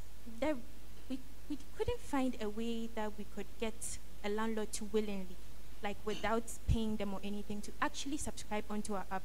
So we came up with it that if they come and they subscribe to our app, we'll give them a percentage of our firm, we'll give them equity. To say, we'll give them a percentage based on the value of the property that they actually bring to us. So if, like you were saying, the estate holders and all that, if they bring it and they tell us that they want to enlist or subscribe to our app, we already have a contract drafted for them. So we'll tell them, or we'll give it to them and see whether they actually agree to the amount of stake that we are going to give to them in our company. So what we were thinking was that in later years, we will buy them out after we are done. After we've secured a larger number of customers, we will buy them out. That's what we were thinking. We will buy the landlord who we gave equity to, we'll buy him out. That's what we were thinking. Okay, so yes. So I think it's very straightforward. You've identified a solution. You place it. You support it with existing data, and you have provided a solution. I actually am so totally confused about what you just said. Giving stake of your company to landlords, because this is a straightforward issue. Landlords need to make rent, and so you are providing them a service, and so they should pay you for the service. And so yes, to list with you, it's either they're paying you to list with you, or when your rent you rent out a property, you get a commission out of it. But splitting up your company into little bits for all the landlords becomes messy. But you think about that. You think about that. But I think it's a very straightforward app. It solves a problem. It's straight to the point. But you can learn from existing apps that are on the market. But I think it's a great app. So I definitely agree with Ifya. Wonderful idea, because in the market right now, the whole renting scenarios are just ridiculous. The agent is getting money from the tenant and getting money from the landlord. This solves all of that. So you have a good product. Just see how best you can get the landlords in, because that's what you need. And that whole giving them equity, I don't think is a good idea either. So think about it and see how best you can get the landlords in. Because you essentially take the agent out, and this is a wonderful product. I'm very excited about it. Thank you.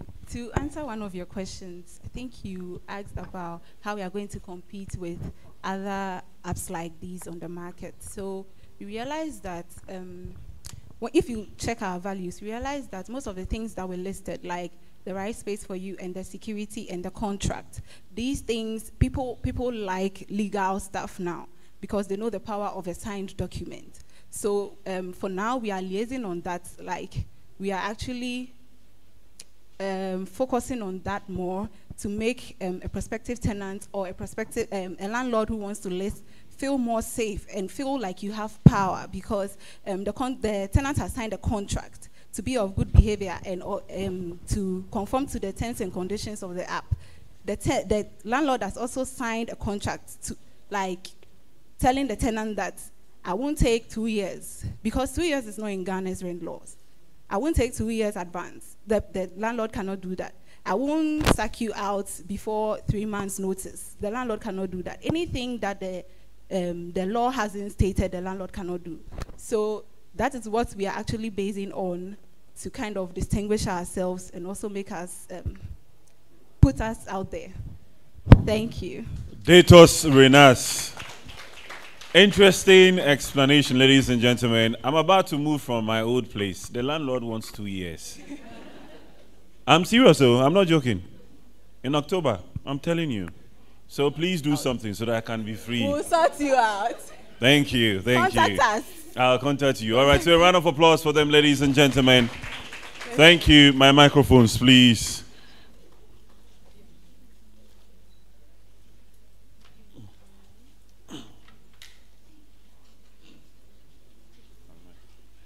Thank you. All right, so ladies and gentlemen, we're left with the final presentation. But before we get them to come over here and present, I'd like to tease you all with last year's winner. She's here with us, Solis Mawina Asiaje. Please come around. She actually took the prize last year. Here she is.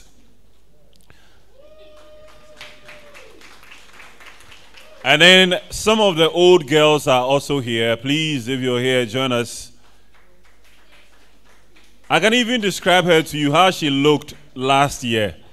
She's gained a little weight. I won't say more. It's okay.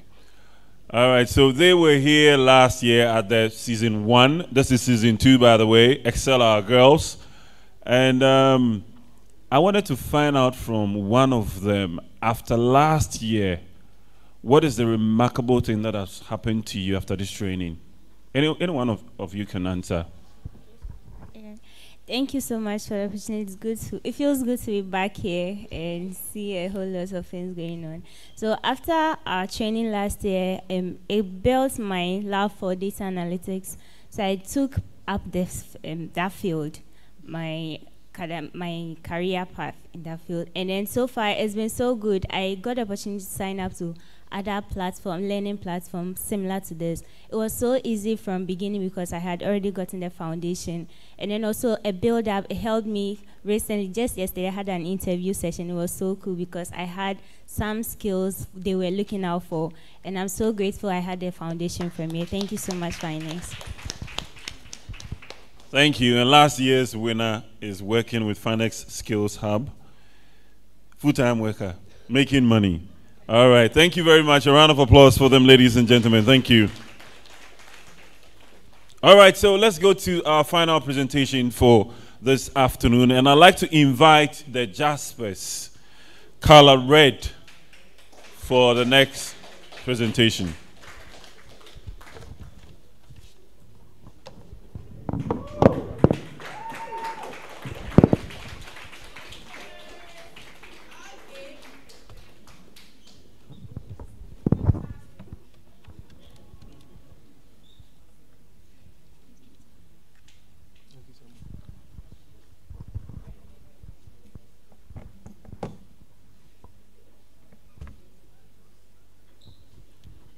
Hi everyone, hope we are all doing well.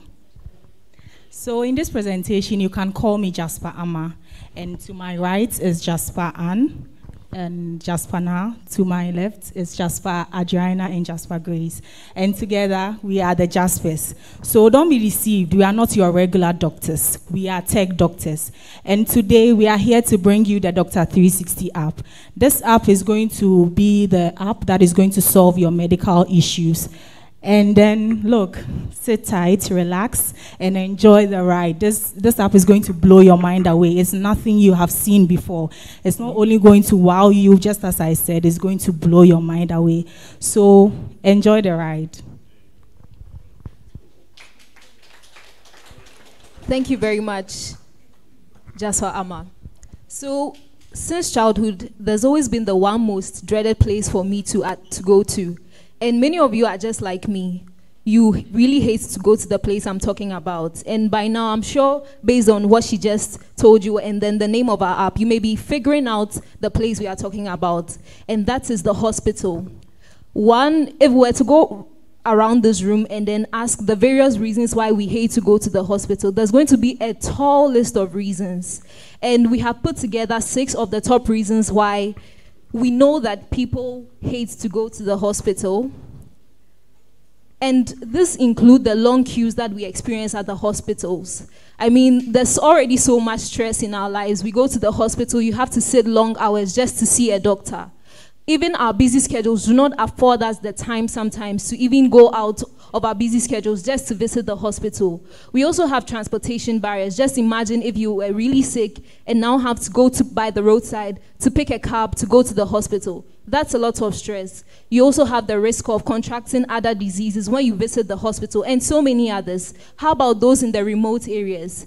They don't always have access to doctors physically. And then others also practice self-medication. So based on all of these reasons, Jaspers, which is a group of young female app developers, decided to develop an app which is going to interface doctors and patients and give them the opportunity to receive immediate access to healthcare at their doorstep.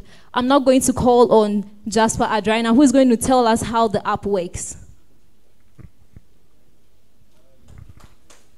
So our app has 3 main users: us, the patients, the doctors who work at hospitals, and the hospital administrator. So the patients is the first framework we're going to look at. So when the patient logs into the app, I'm Adriana, so I enter my name into the app, my patient profile. It has details like your name, your date of birth, your age, it's automatically computed when you put in your date of birth, your telephone number, and then your underlying medical conditions if you have any. After you save your profile, you have the chance to choose the hospital that you would like to attend. So Adriana is choosing the hospital that she prefers to go to.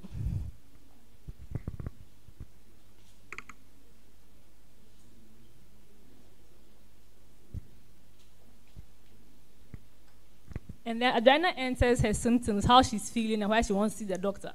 After entering your symptoms, there's a note that says, kindly note the consultation attracts a fee of 100 cedis. So you pay through mobile money or you pay through your bank to the number there, and then you put in your transaction ID and state your mode of payment.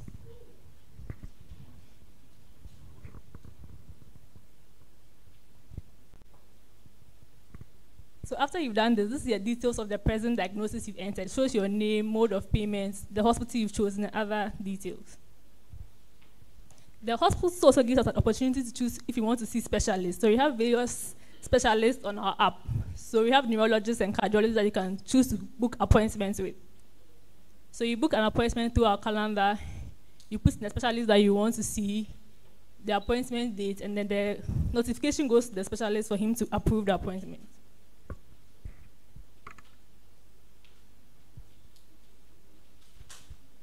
So you can see your profile and your specialist appointments in the menu bar.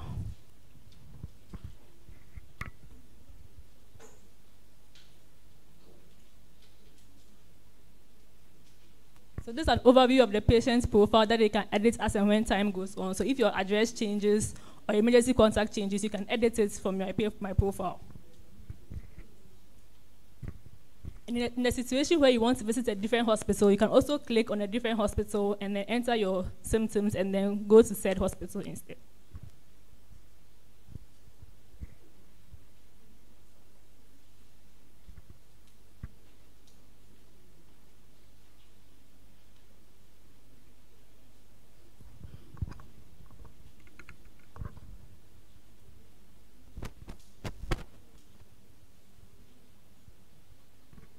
So after the patient is done entering their details, all of this information goes to the hospital administrator to verify the said payment.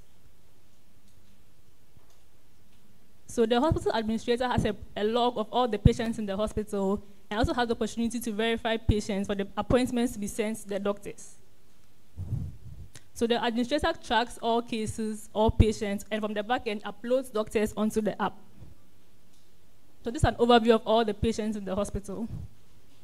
And here the administrator is verifying the payment. So you have verified payments, and when you scroll down, the pending payments that were just entered. So you see Adriana not twice for her specialist appointment and her hospital appointment. So the admin clicks on the name and then verifies the payment.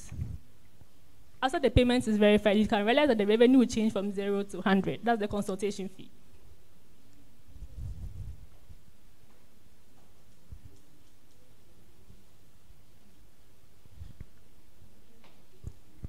Now this is an overview of all the patients and the patient catalogs, their doctor's reports, and then the Google Meet ID that they had with the doctor previously. So this is how the doctor's report looks like. So the doctor puts in the symptoms and then whatever condition the patient has here. Now this is the doctor's interface. So immediately the administrator verifies the payment. It comes to new cases. So this My Cases tab shows an overview of all the cases that the doctor has attended to. So you can see all his previous patients. And My Cases, new cases shows the 2 new cases that have been put into the app. So the doctor accepts the case using the tab there. After the case is accepted, the doctor organizes a Google Meet meeting with the patient to have a consultation and ask the patients how they are feeling and what is wrong with them.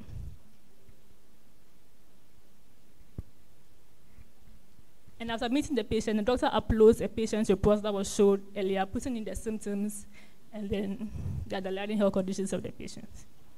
So this various data was put into a statistical dashboard to help us see the revenue and other financial statistics you can get from our app. So I invite Jasper now to go through our revenue dashboard. All right, thank you very much, Jasper Adrina. So looking at this very beautiful dashboard, it clearly highlights the various portions that we would like to access in the app. And so at the top, you have a summary of the patients, the number of patients that have signed on to the app, the number of doctors, that's the general doctors and the specialists. And we also have, at the corner, we also are able to see the revenue that is being generated on the app. Then we also have the demographics of people that are signing on to the app. And so you would see that the number of males signed on to the app are 15, while the females are 25. And the age distribution for the patients. Now we are also able to see the number of times patients revisit the hospital, so that we can assess as a hospital the number of times our patients are coming back again with issues. Then we can also see the cases that were reported in a particular month for a particular year.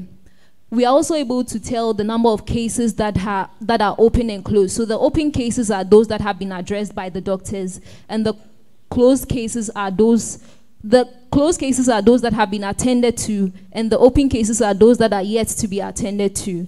And then we also have the cases per the general doctors and the specialists, giving us details on how much doctors are performing, and even the best performing doctors, we have them over there.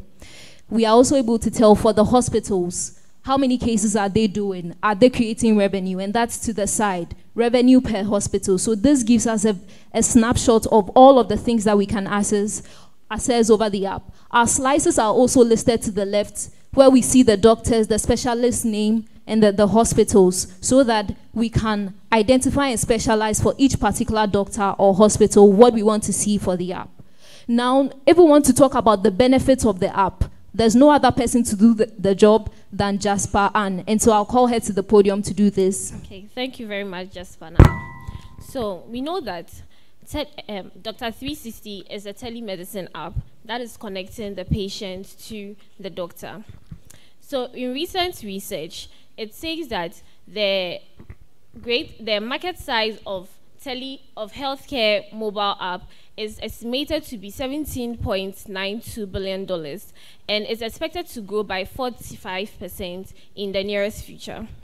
With this, we can see that telemedicine app like Dr. 360 is the future, and whether you are a doctor or a patient here, you can be rest assured to enjoy numerous benefits from the app. So, as a hospital, Dr. 360 helps to connect your patients to your doctors, and this is seemingly easy, and your patients can easily book appointments, and the doctor can send the link to the patient, and the patient easily gets the interaction with the doctor, gets the needed treatments they need.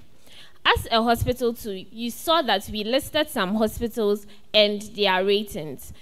Dr. 360 helps you connect new customers to the app by viewing your ratings and knowing which professional to choose. Yeah. As a patient, I know that sometimes when we go to the hospital for trivial matters, you can't really express yourself as you want because there is a long queue. A lot of people want to see that same doctor. Dr. 360 is saying that stay at home, log into the app, input your symptoms, and then a doctor will let you interact with the doctor and let you know what is wrong with you, and you can have your report via PDF. Now, in our SDG era, where SDG number 3 is our healthcare goal, which is to ensure healthy lives and well-being of all people, Dr. 360 is here to help you do that. Now, I would like to invite Jasper Amma to go through the business model with us. Okay, so we want to analyze our strengths, our weaknesses, our opportunities, and some of our threats. So some of our strengths is that not only do we give you access to medical health care, we give you immediate access to medical health care. We also give you access to specialists worldwide, and we also have the option to book online appointments with them. So some of our weaknesses is that we want to improve upon the seamless navigation to allow for interoperability within the app. What we mean is that most of our users are people who need medical attention. So we want to build our app in such a way that it is very easy to access the app. I mean, you are sick and you don't have a lot of energy to be entering your name and all of that. So we want to work on that.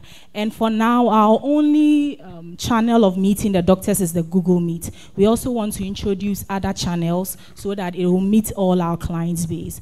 some of the opportunities is that we want to partner with fintechs for easy payments, which means that we want to secure our clients' financial information so that it's not out there, and want to build a more sophisticated database to store our clients' information. To store the patient's information.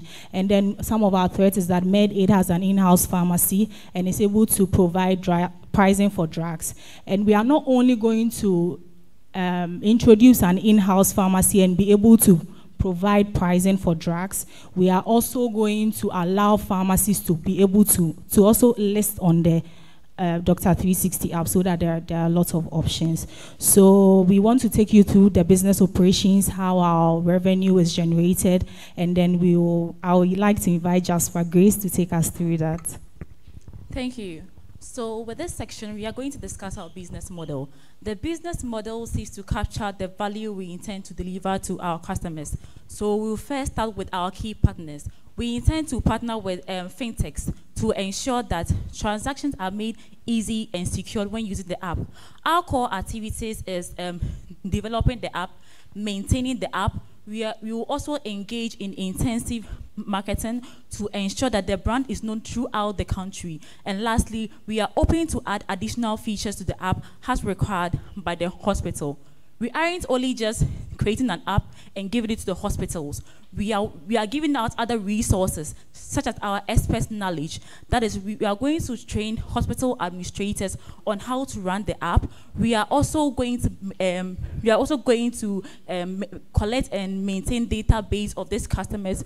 We are associating our intellectual brand, which is the Dr. 360, to other hospitals. And most importantly, we are also providing a flexible e-payment option on the app. Now, let's talk about the value proposition. With the value proposition, we say we are providing high quality medical care at the patient's convenience. So now, how do we make money with Dr. 360? First, we are going to charge hospital subscription fee, which is an initial $500 is going to be paid by the hospitals, and a monthly subscription fee of 500 cedis every month. And on the other side, the hospitals will be making money through the consultation fee that is paid by the patient. And how do we invest our money? We are investing our money in R&D, data cost center. We all know that people want to protect their information. So we are going to invest in SQL to ensure that data is managed well and also protected. We are also going to invest in app maintenance, marketing and sales. Since we want the app to be known throughout the country, we are going to undertake intensive marketing to ensure that. And we are also going to pay our employees for the app development. Lastly, let's talk about our customer section. With our customer section, we are going to have a B2B customer relationship with our customers, because we are giving the app to the hospitals. So it's a business-to-business customer relationship that we'll be developing, and channels at which we will be approaching them will be B2B sales approach. We're also going to have a website where they can go and read about us, and also reach out to us to make further inquiries. Our customer segment is primarily the hospital, age 18 and above, all genders, and for now we are targeting the greater Accra region, and in the near future we are looking forward to expanding to the other regions. Thank you.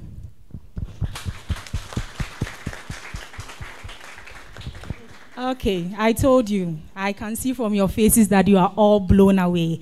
So with this presentation, if you think of anything medical, think of Dr. 360. Dr. 360, quality healthcare at your doorstep. Thank you. Hold on. You don't go anywhere. Please stand. Dr. 360. What? Oh. I was talking to my guest. Ladies and gentlemen, what is it with all of them selling their apps for $500? I don't get it. Is it for a month or for a year? Hey. All right, so one thing that I wanted to find out from you quickly before we go to our judges, you were talking about a patient or a client, you know, listing out their symptoms to the doctor on their Dr. 360. There are some patients that I know, no matter how you ask them, what are they feeling? What they tell you is opposite from when they meet the doctor direct. They'll tell you it is their heart, but when they get to the doctor and the doctor presses here, say, "Oh, Mrs. I'm serious." How are you solving that? Okay, so the very first step is that when the patient signs in and enters their symptoms, the doctor would have a call with them, and they would be able to have a virtual consultation. And then the doctor sends a report with their recommendations. If the doctor sees that it's not very acute, they could give a recommendation that they should come to the hospital to meet with them. So they book an appointment. Okay, thank you. Dr. 360, thank you. Ladies and gentlemen, we're going to allow our judges to speak.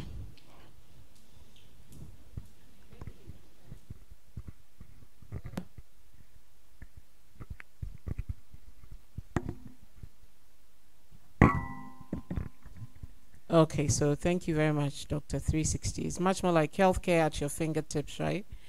But maybe I might be a little bit biased because healthcare is my area, but there are some disconnects. It's a great app. You're trying to solve accessibility to healthcare, which is awesome. But I like the rural area healthcare issues where accessibility is a real problem, because you're in the urban area, more often than not you have at least 3 to 5 healthcare facilities around you. Unfortunately, our setup of healthcare in Ghana, primary healthcare, tertiary healthcare, makes urban areas have easier access to healthcare. So if you're trying to solve accessibility, why would you not be where it's not accessible? And in our healthcare infrastructure, you have, yes, pharmacies, which are actually the first point of call for most healthcare needs. For people who go to the pharmacy or to your chemical seller. And so being able to access them on an easy to use interface will be very critical. And I don't see, health insurance, because accessibility, cost of healthcare impacts accessibility.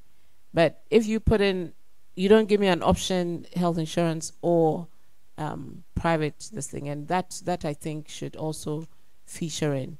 And the ease of use, you know, there's this, let me talk a little bit about this. There's several health insurance, private health insurance programs where you sign up, you pay, I think, 1 CD or 2 CDs every month.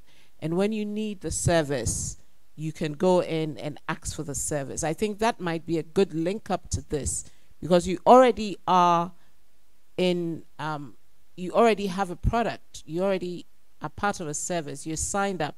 So when you really need the service, all you go in is to this. So this is a good link to other existing products that can boost your client base and also help your product have a very large spread. But when you're talking accessibility, fiscal accessibility, I think you should go more rural, you know, and make the app simpler so that it's a press and you get a solution. And there wasn't any health transportation, because health transportation is also key. So am I able to call an ambulance? Am I able to call an Uber or something? So these are things that I think if you incorporate into your app, it makes it much more real.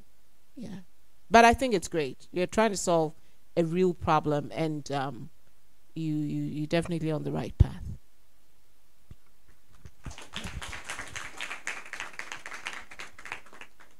So thank you so much for this. Very interesting. Obviously, there's some of these apps all over the place globally. My question is, so you're going straight to the doctor. There's no step between the person who's sick and the doctor. We all know that the reason why we have challenges, people getting to see the doctors, is because we do have a shortage, whether we like it or not. We don't have enough doctors. So why aren't you putting a step in so that they can see maybe a nurse to assess and see if they need to even see a doctor or not? Okay? So that at least you don't send everybody to go and see the doctor. There are not enough of them to go around as it is. And we have funny stories about that. One doctor who visits like 6 hospitals. So I'm just imagining that one doctor, if you're looking for the specialist. And you don't ask to see the GP first, because usually you have to see the primary care physician first, and then they refer you to a specialist. So you don't go straight to see a specialist. You go straight to see the GP, and then you go to the specialist. So just think through it a little bit more, see where the nurses can offer a service, and then the regular general GP can offer a service, and then the specialist. Otherwise, you're going to create more problems for the specialist than solving the issue. I don't know if you thought about it already, but let's see how you incorporate that in. But contrary to what Ifya is saying, this definitely is not for the rural area. This is for Accra. I don't see how people in the village, those who don't have access, I'm thinking about the person in the village where there's no even electricity, let alone, yeah, they have phones, but I'm sure it's more yams than your touch. So it doesn't solve that problem either way.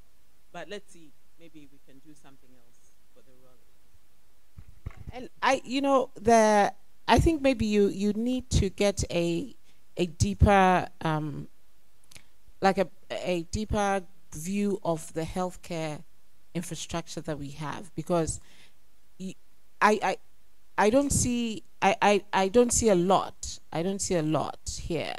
And if I go into this app, if I'm in a rural area somewhere and I go into this app, I won't see myself in this app. And what you want for your audience is for them to identify with what your app is offering them. So if I'm in my village in the boonies in the Brong-Ahafo region, and I really need to see a healthcare professional, and I have to contact someone in Accra, it defeats the purpose of your app.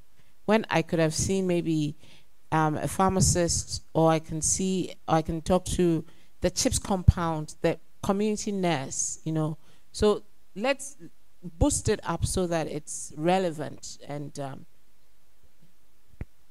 she wants to say something. Hello. So in our business module, we mentioned that it's for Greater Accra at the moment. For now, it's for Greater Accra. So we are looking to expand to the rural areas, but this app, for now, is for Greater Accra. Also, we made mention that it's a B2B connection. So if there's a hospital in that rural area, we can get it listed on the app, and they'll just... Yeah, but I wanted to find out, what's the case with our traditional doctors? Because, oh no, I'm serious. I mean, if you look at what is going on around Accra, a lot of traditional hospitals are being opened, whether you want to go there or not. I've been to 1 or 2 before. So as much as you're looking at the hospitals and private hospitals, they are also part of it. Don't you think so? Yeah. Please continue. Yeah, it's a good point. I was just following up on a couple of the comments made by Jocelyn and Ifya. I think there's definitely, from me, let's start with my comments first of all. I think the potential for branding is fantastic here in terms of what you're offering. That's my first comment. I think you need, in order to leverage from all of this, you need to align yourself with an insurance company of sorts, someone like Enterprise, or there are so many out there. You can offer, obviously think this through properly in terms of the key steps, get a better understanding of what the critical aspects are of providing this type of telehealth care. There are a number of things that I personally was uncomfortable with because I felt the focus was more for the doctor rather than the patient. You know, give me your money and then I'll tell you a story. There wasn't the, okay, let's try and understand what your challenges are before taking your money, before taking that 100 cedis. If it's the last 100 cedis I have, and I don't describe my problem or my symptoms that well, then I've lost out. So I would much prefer more of a consultation or consultative period before paying the money.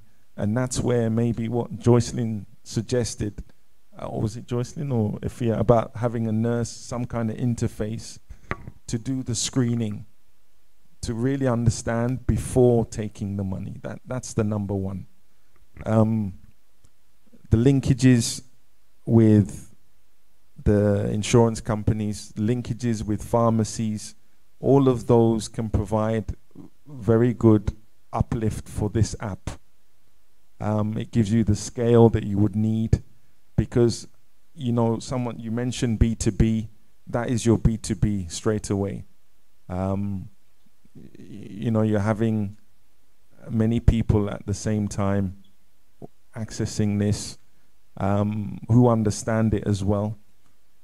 You know, I would start off with that first and foremost in terms of how you apply and try and grow from there.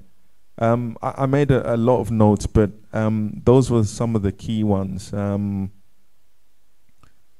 I think also the doctor, you know, the physician that I'm seeing, how do I know that's the right person that I need to see or want to see? You know, at the end of the day, you pulled up a profile of the doctor. If I'm sick, I don't really know that doctor from Adam, you know. I would need some kind of advice on what he's a specialist in, what he does, some kind of track record. You know, I think there just needs to be a bit more thought that's given to, I would say, the life cycle of how it really works, the interaction, how it works. But this is not distracting from the fact that this is an excellent app, has a lot of potential. You just need to put some additional thought in some of the key areas, because I'm not a health expert, but I think the moment a health expert sees this, they'll be able to it's probably even worth getting in a health expert to give you the concise consulting on how this could be leveraged to address a lot of the healthcare needs in the country. And finally, this, yes, for Accra, but I think what you should do is develop an additional app that appeals to some of the rural areas, the district level, because they are also crying out for resources. This can be a resource management tool to take the pressure off some of the doctors that are really, you know, unable to reach some of their patients. So I would really see a splitting off of this into two. You know, your urban version, which can be this, with your linkages to pharmacies and well-established healthcare outlets, and then your district level, rural level healthcare provision. I would like to see that from a, you know, philanthropic point of view as well. I think that's what we're all here for. So let's try and do those things as well. But those are my comments. Excellent, very good presentation. Well done. Thank you. Thank you very much, Jaspers. Thank you. Excellent presentation. Red and white. Thank you.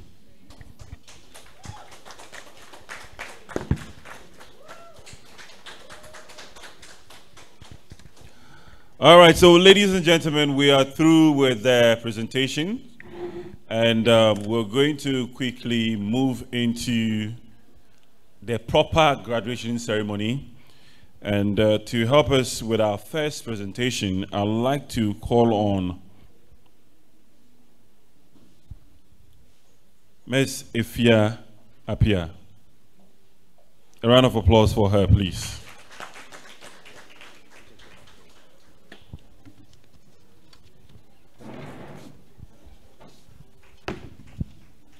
So once again, ladies and gentlemen, if you joined us, you know, in the middle of the event, just so you know that this is Excel Our Girls Graduation Ceremony and App Competition, which you all witness. 4 teams, red, green, yellow, and then blue.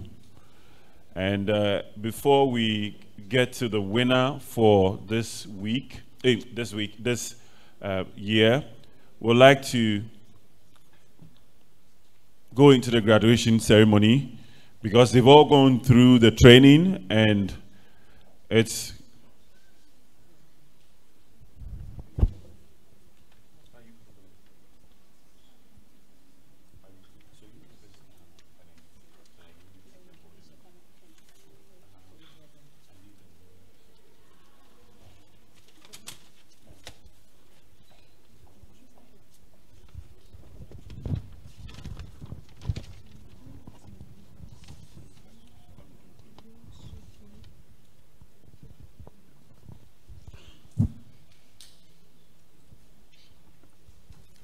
all right, so we're going to start with Team Blue, ladies and gentlemen. First to receive the certification is Marilyn Naya Denchi. A round of applause for her, ladies and gentlemen.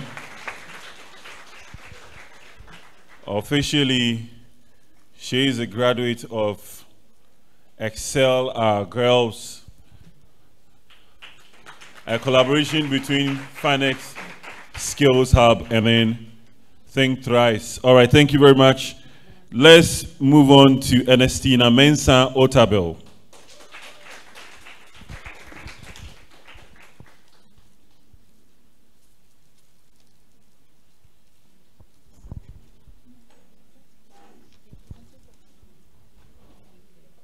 Ernestina, please give us a moment and please have your seat. I'll call you, okay? You come again.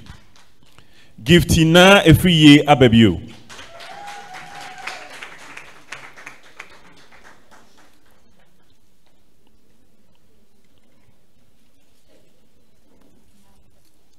Yeah. Congratulations to you, Nadia Aneboom Shiti. Congratulations to you.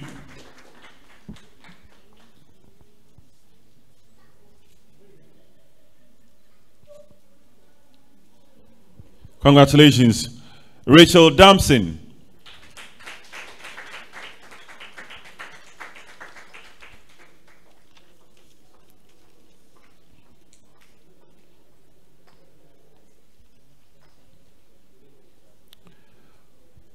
Congratulations, Rachel. Kote na Kwako Araba.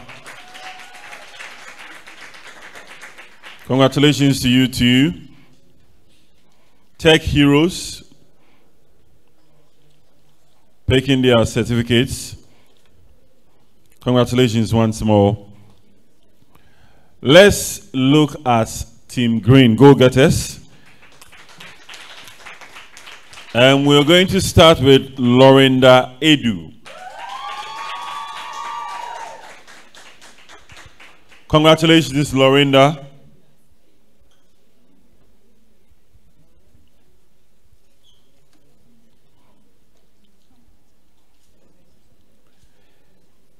Ernestina Mensah Otabel.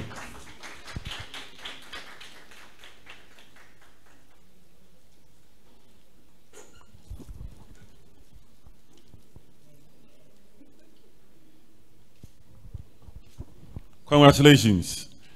Sandra Corantin.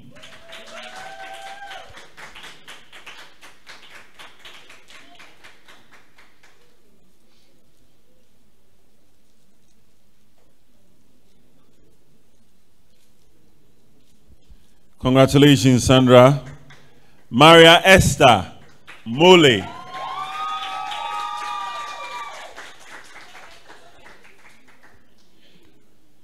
Congratulations.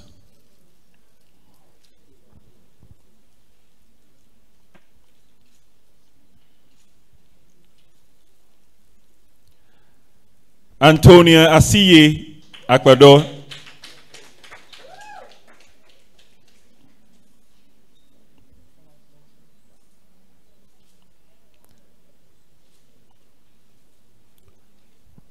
And then finally for the go-getters, Victoria Mensah.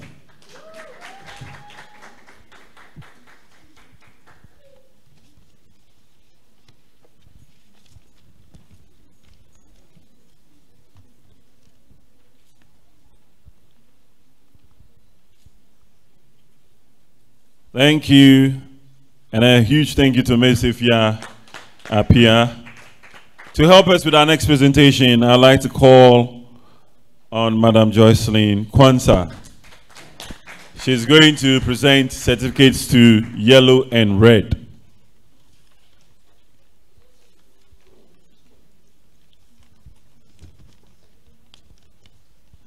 Let's start with yellow.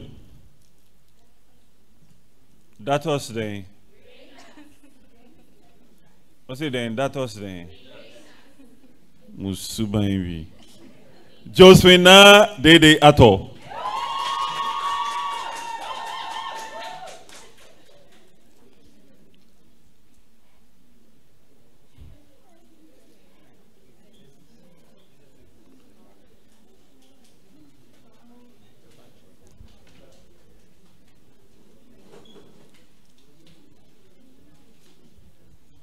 Congratulations to you, Josephine. Haibo Edem Ajo Abigail.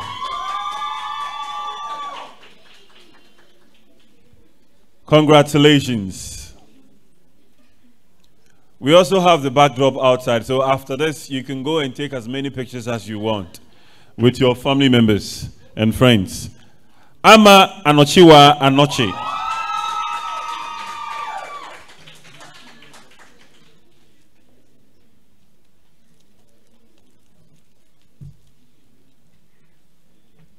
Congratulations to you, Ama.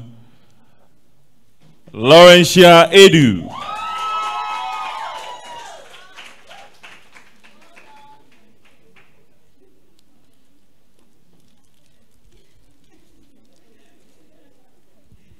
Angela Abena Puma Boateng.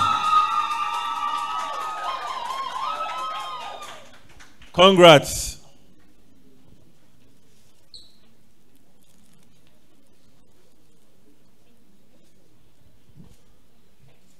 Selinam Abla Shabashi.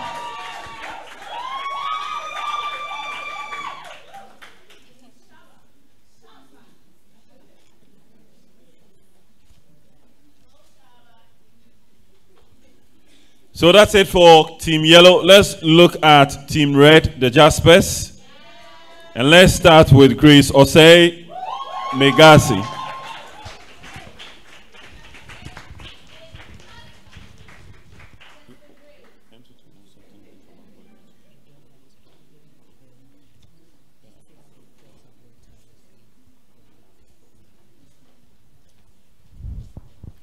Congratulations to you. Let's move on now to Anne Rachel Atubia Tego.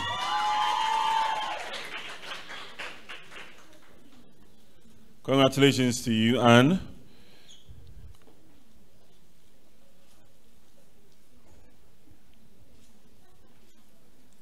Adriana Ano.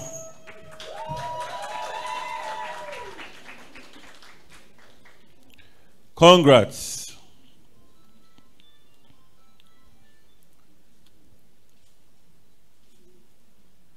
Na Okali Aise.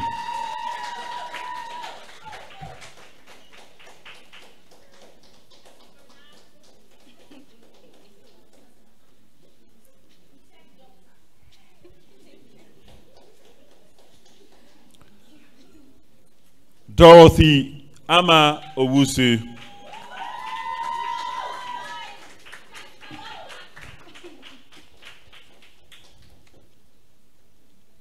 Congratulations to you. A huge thank you to you, Madam Joycelyn. Thank you. All right, so ladies and gentlemen, our students, our girls have gone through their graduation ceremony. Officially, they have their certificates. They can go to the world. And then wow us, Dr. 360, Craft, Connect, and so on and so forth. Go and create more. You've been advised, and then comments have been given by our judges. Include them in what you've already done and build upon it, and then go and bless the world with what you have learned. All right, so throughout the training, ladies and gentlemen, the girls went through a lot. And to come this far to the graduation, which you and I are witnesses to, ladies and gentlemen, I don't have so much to share with you, but I believe that there's a gentleman here who actually was part of the one till today. So I'm going to call him so that he can share that briefly with us, just for 3 minutes. Mr. Barton, please join me here. Round of applause for him.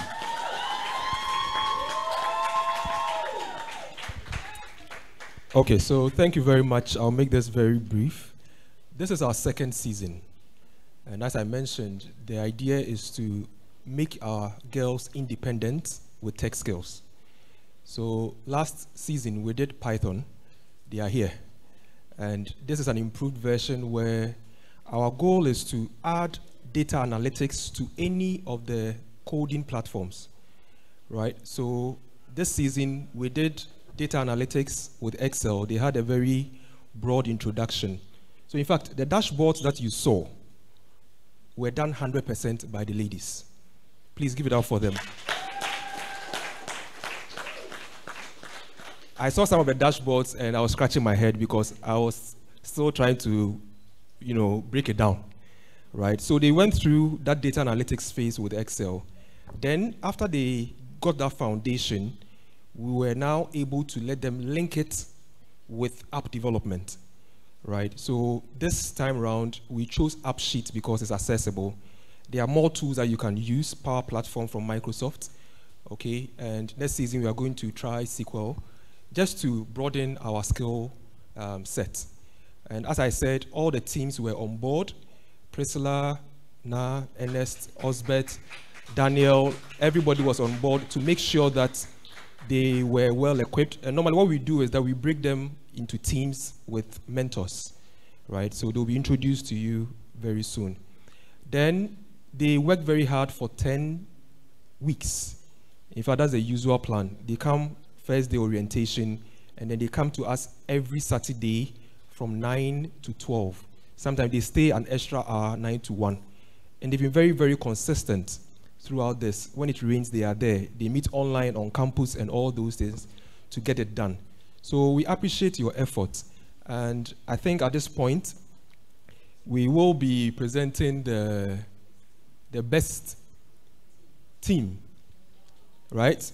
So I'll be staying behind, and I also have a very special package in this envelope, which is going to be given to the best student. Yes. So well done, all of you, and then I'll come in after, hopefully, the best team has won. Okay, thank you.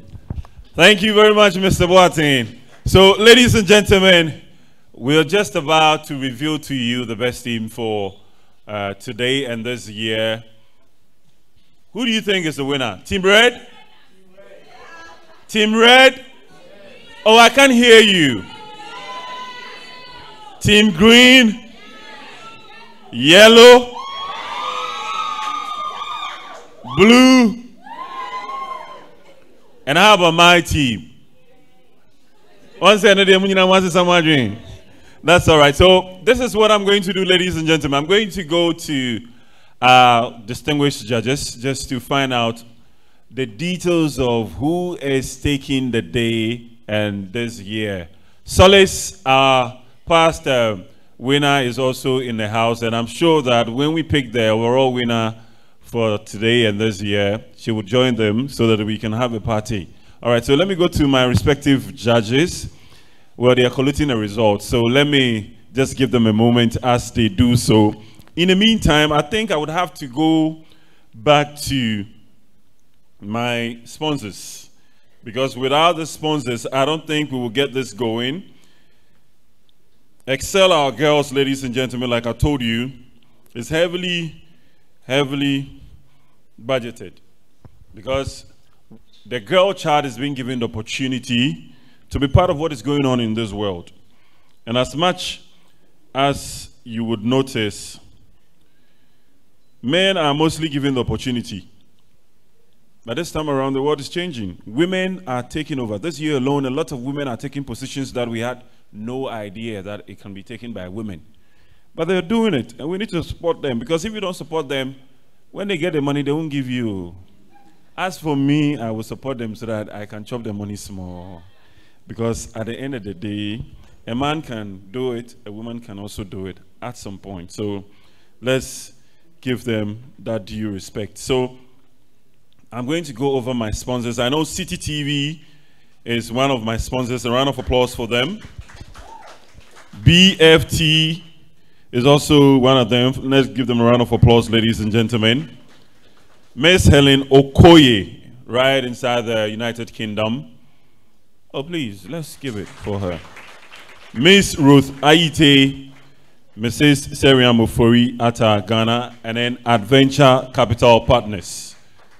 And Excel Our Girls is a collaboration between Finance Skills Hub and Think Thrice. Ladies and gentlemen, as you can see on the banners right here. So kindly give yourself the opportunity when we are through with here, just to read one or two, take a screenshot of it, and then forward it to someone that you think might be interested in what is happening here. It is about coding and helping girls build programming languages like Python, AppSheet, like I said earlier on, etc. So this is where the world has moved to, and we need to catch on, and we're giving our girls the opportunity. Judges, are we ready? All right, so let me go to our respective judges. And no, but you know, before, and I know this might sound trite, but every team was a winner here. Oh, okay. Yes. Every team excelled in everything, in their presentation, in their problem solving. So definitely, maybe one person has to win, but they all definitely brought their A game. And it's impressive. It's impressive because as an Excel user, I don't see how I can move from where I am to where they are. So definitely, I am impressed. And this is, I think this is an awesome project. I think it's a round of applause for all the teams, ladies and gentlemen. I'm sure we're going to have the last words from you before we present the winner for today. So like Ifya, I was very, very impressed. So as an HR person and a talent acquisition person, I'm constantly looking out for women. Actually, my organization has tasked me with finding women doing technology in our technical functions, because we always find the women in the other functions. And when it comes to finding them in technology, we struggle. So very excited about this group. I'm definitely going to be contacting you guys because I found some really good people that we can definitely use. So very impressed about the output, the work they put in. And to think it was just over 10 weeks, I'm really blown away, really. Thank you, thank you, thank you. Mr. Dochi. Yes, sir. One word from you, or one sentence like this. One sentence? Yeah, just one sentence. Oh. I just started for you. I struggle to give one sentence. Go ahead, go ahead. No, it's more the impressive level that everybody has been able to attain, you know, and I think there are different measures here, and you know, for me it's a bit cheap to make it a numbers game. Actually, it's simplifying it too much. You know, I think what the girls have been able to achieve far goes beyond the numbers. It's the camaraderie you see. You know, I don't have to turn back to see that everybody is energized. They're all cheering for each other, regardless of the teams. So, you know, in the 10 to 12 weeks in which they've been working together on various projects, they've built up that rapport between themselves. That in itself is worthwhile and is worthy of what we're trying to achieve here. I'm also very excited about what Joycelyn has said about being able to close the loop, which is a big deal. You know, it's all well and good having these skills. You know, they're potential graduates going out into the open world. They need those well, I wouldn't even say vocational. They need essential skills that set them apart from the rest. So it's great that we're able to give them something that gives them that edge, you know, that shows the tenacity in their attitude, that they can come to a program in addition to what they're doing. I think that's another thing that we need to understand.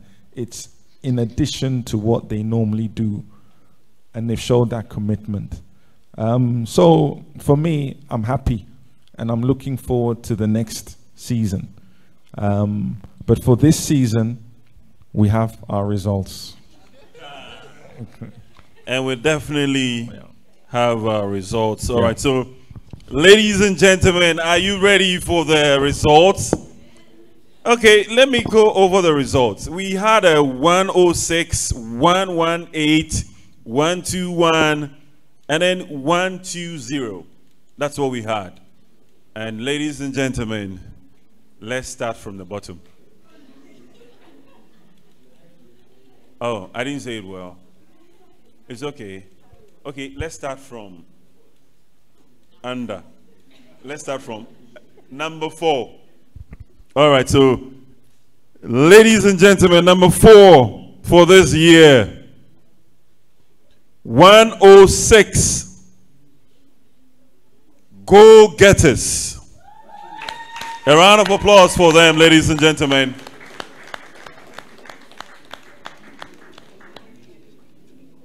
It's not about the numbers, like Mr. Dochi said. So please, don't be alarmed by the numbers that I'm mentioning. The most important thing is you've gone through the training and you're going to carry it into the world. All right. So let's go to number 3. Ladies and gentlemen. All right, so 106 go-getters, please come around for your envelope. Placing number 4th for this year.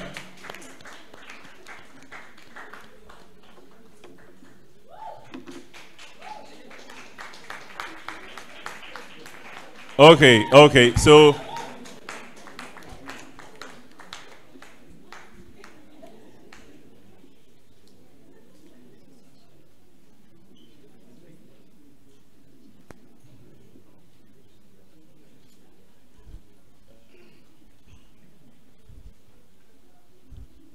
all right, so since you have everybody here for Team Green, we have a special envelope for you.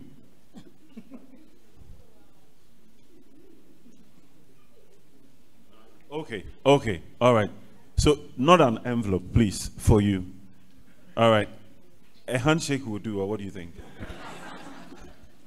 All right, that's just my way, ladies and gentlemen. All right, so Mrs. Dochi is going to congratulate them. 106, congratulations to you.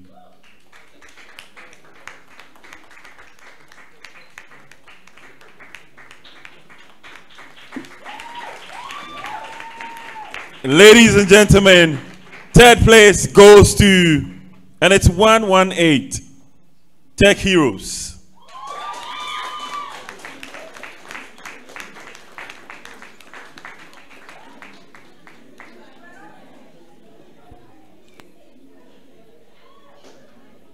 Tech Heroes 118.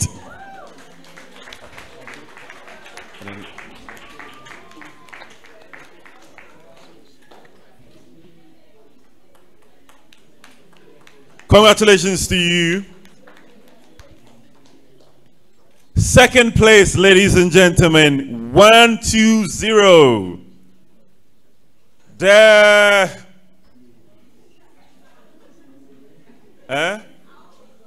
The Jaspers, ladies and gentlemen.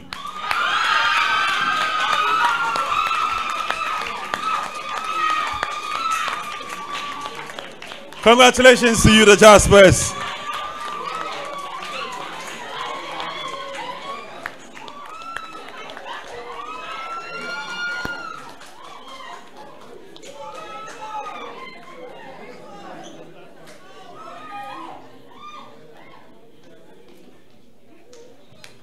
Congratulations.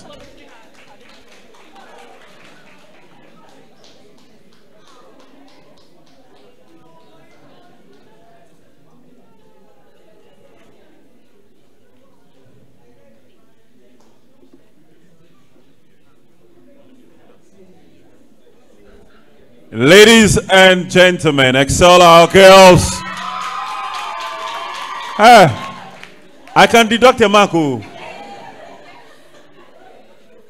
I'll do that right now.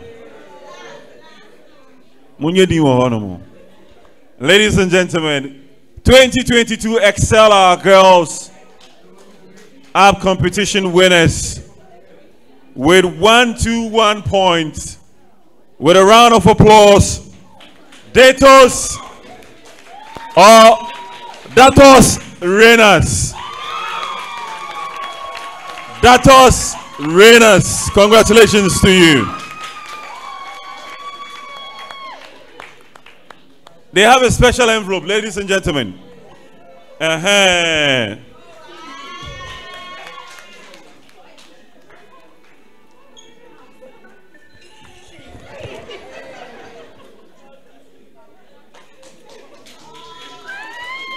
Congrats.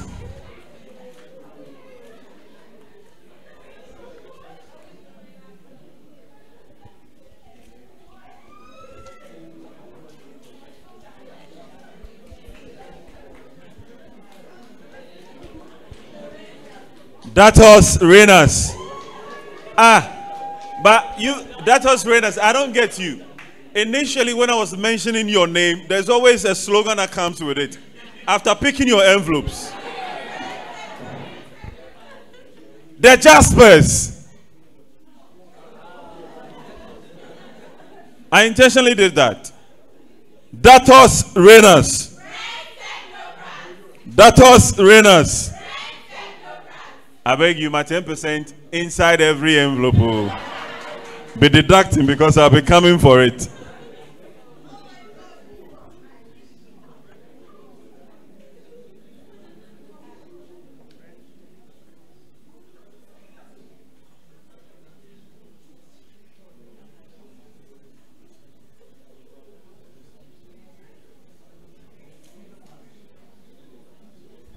Ladies and gentlemen, breaking news coming to you on TV network called Skills Hub.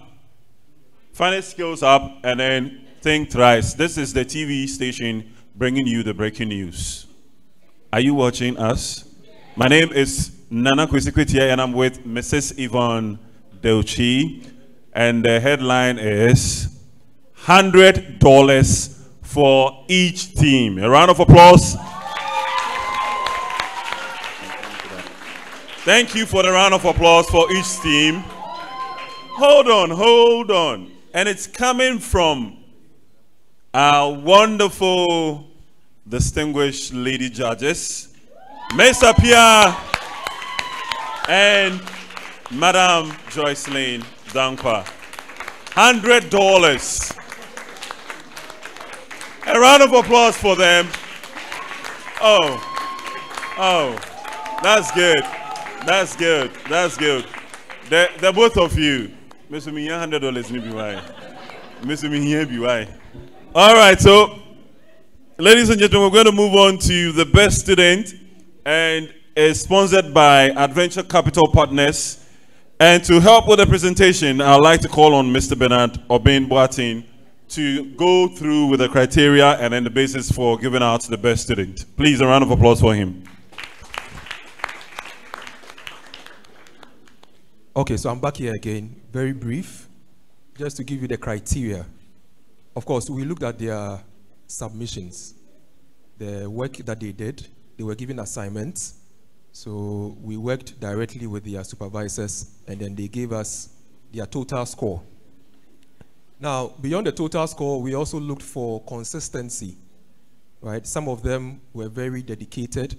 So in terms of taking initiatives and then supporting their team members and all that, we considered that.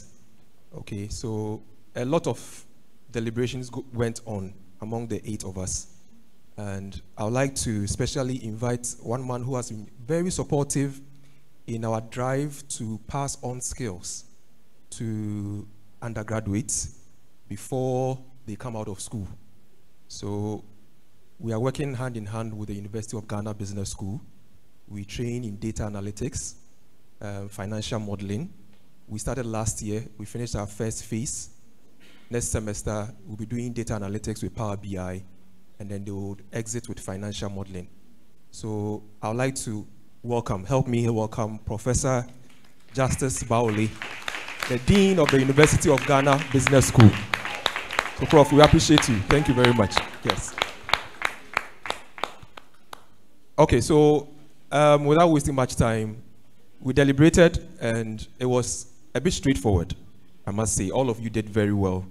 So we need one person to accept the award on your behalf, right? And then read a short speech on your behalf, right? So this is directly for all of you. So we agreed that the best student for season 2 should be Na Okaile Aite. So Na Okaile Aite is our best student for season 2. So now everything in there.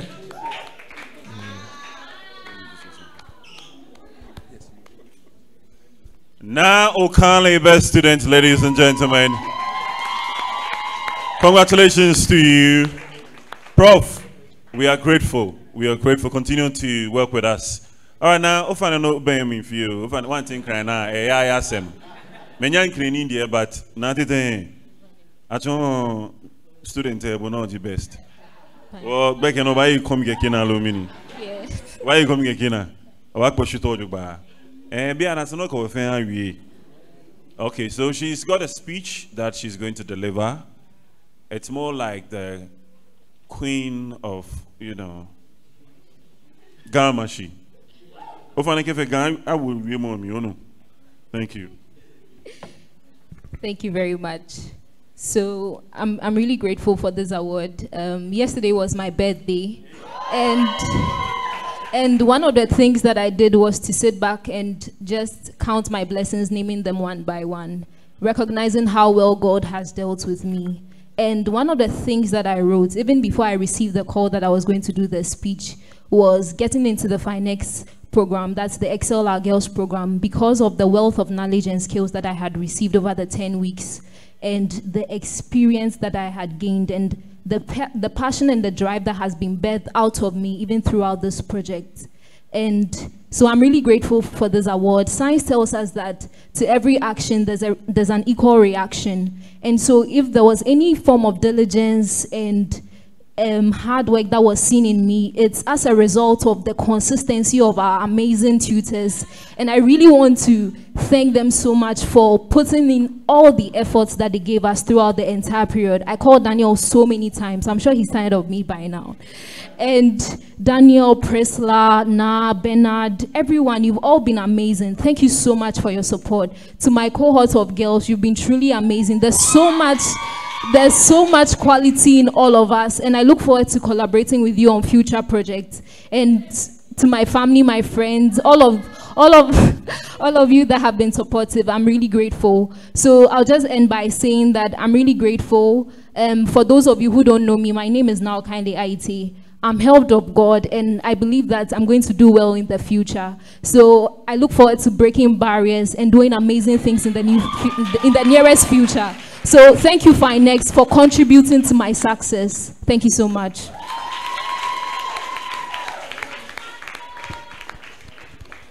Na Okanle.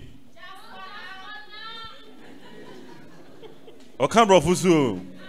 Okan Brofupa. Oh, nah, I'm impressed. But the envelope, 10% why? All right, so ladies and gentlemen, we are wrapping up. And to help us with a vote of thanks, no, before the vote of thanks, don't rush, Kwesi. Hold on. All right, so ladies and gentlemen, to give the students the opportunity to speak to all of us, as the teams came and presented, at least one person should be able to carry all the thoughts, their comments, their blessings that they have received, so that they can share that with all of us. And to do this, I'd like to call on Josephine Nadede Ato. Please, a round of applause for her. She's going to give a word to all of us. As much as it's going to be short, it's powerful because it's coming from all the teams. Thank you. So on behalf of all the teams, I'm here to present a little token from our hearts. It's not much, but we really appreciate what Finex has done. Like lunch, every meeting. That's the one for me. Breakfast, our t-shirts, 2 t-shirts. I mean, we are very grateful, Bernard and team. So we gathered together a little token to appreciate what you've done, and we hope this will be invested to help the next season. So if Bernard is here to receive that.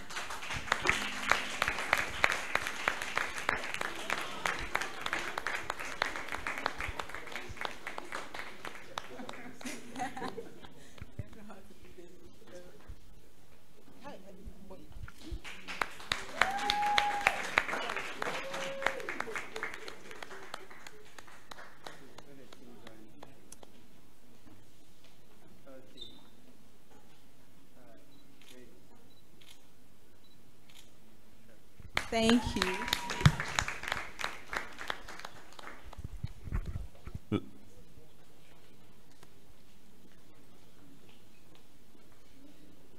Thoughtful students, ladies and gentlemen, a round of applause for them again.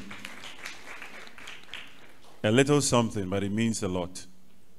You have planted at the right place, a fertile ground that fed you, and I'm really blessed by this gesture that you just performed. I'm grateful.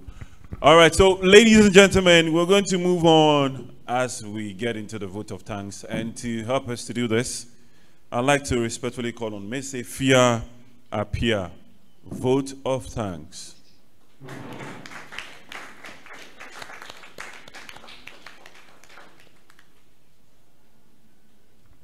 Thank you very much. And, you know, we look at the world of work. I can remember when I left Legon in 1998. I know. And it was a totally different landscape, totally different. The skills I needed to excel was basic Microsoft Word. I just needed to know how to, not even PowerPoint. At that point, it wasn't even, I just needed to know how to type my long essay, which there was only one computer in my faculty, which was the Faculty of Greek. So we'll go to the library and book to use that computer to type our thesis. It was a different landscape.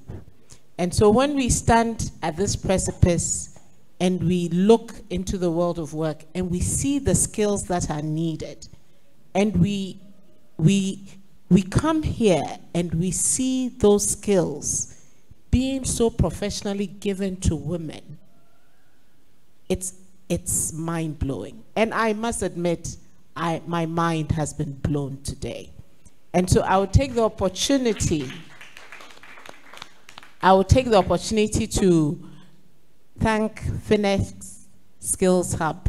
You know, Finex, you know, I follow them on LinkedIn, and when I see them, I go and try and be doing some Excel skills, but now I see they do so much more than that. This is amazing. I would like to thank Think Thrice. Think Thrice. Think Thrice, yes.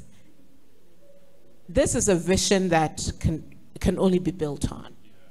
Because we look across the country, we look at the skills that are available, we look at the skills that women have to be empowered, to have that ripple effect, to empower themselves, their families, their communities, and to empower the nation, These are the skills we're talking about. This is where investment must go. And I would like to thank everyone here. No, the girls, I'll thank you later. Everyone here who is supporting a girl to get that skill that can change her life. Because dependence is something of the past. We're looking for independent thinkers, independent earners, because that is the only way out of virtually every situation. And so to get the skill that can set you apart from everyone else, that is the best decision you can make for yourself. So I go on to the ladies. You know, you've been amazing. And I must admit, you know, maybe I've become a little jaded, but when I'm called to come to any program, I'm like, you know, it's just another program. But this has been an excellent program. I have been amazed at your level of skill. And I know 10 weeks might be, if you tell me to take a program for 10 weeks, I'll be like, really, 10 weeks? I don't have 10 weeks. But you have shown me that in 10 weeks, you can be transformed. And that is the transformation we need. For you to take that time to allow yourself to be transformed, that is definitely recommendable.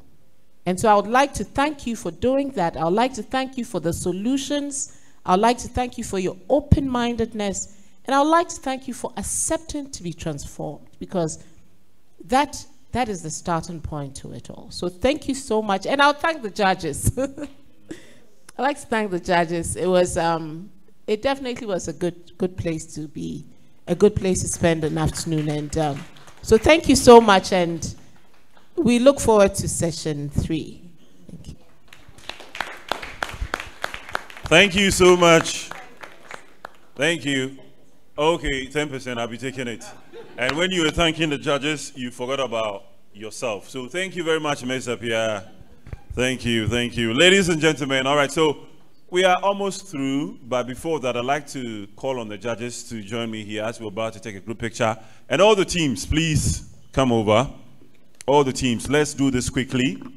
And then I'd like to call on Finance Skills Hub and then Think Thrice. If you're here, please join them too so that we can quickly take that group picture.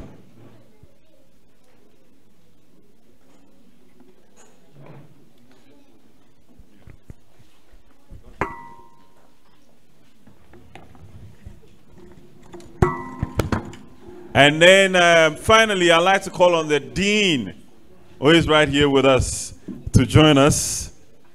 Ghana Business School. And we all support to excel our girls, ladies and gentlemen.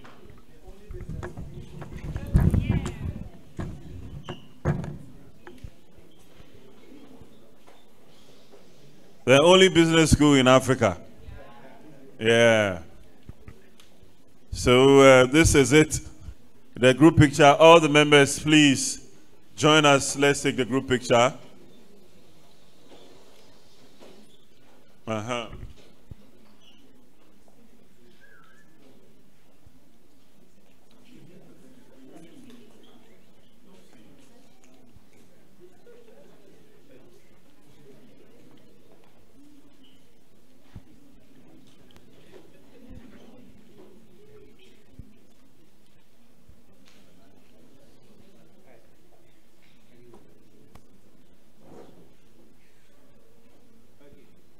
Are we good?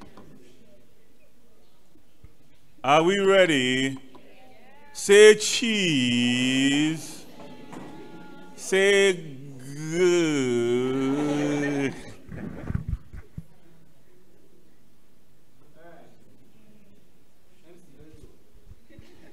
All right, so do you bring your certificates around? Oh, quickly bring a couple of them. Let's fly it in the air as we take a picture. Students alone, students alone, students alone. Just a few of you, that's all. Let's fly the certificates. The whole world should see that you have your certificate. A band coding, we a big woman. A band of programming languages, your friend Python, AppSheet, the Akano. Also a chef for home. Yes.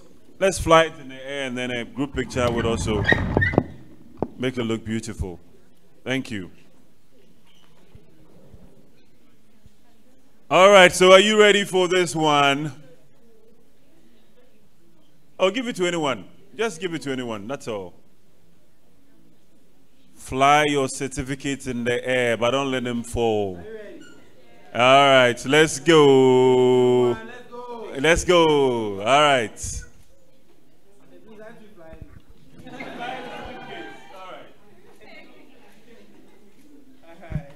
All right, thank you. Thank you. Thank you to our respective judges, and then the Dean, Professor.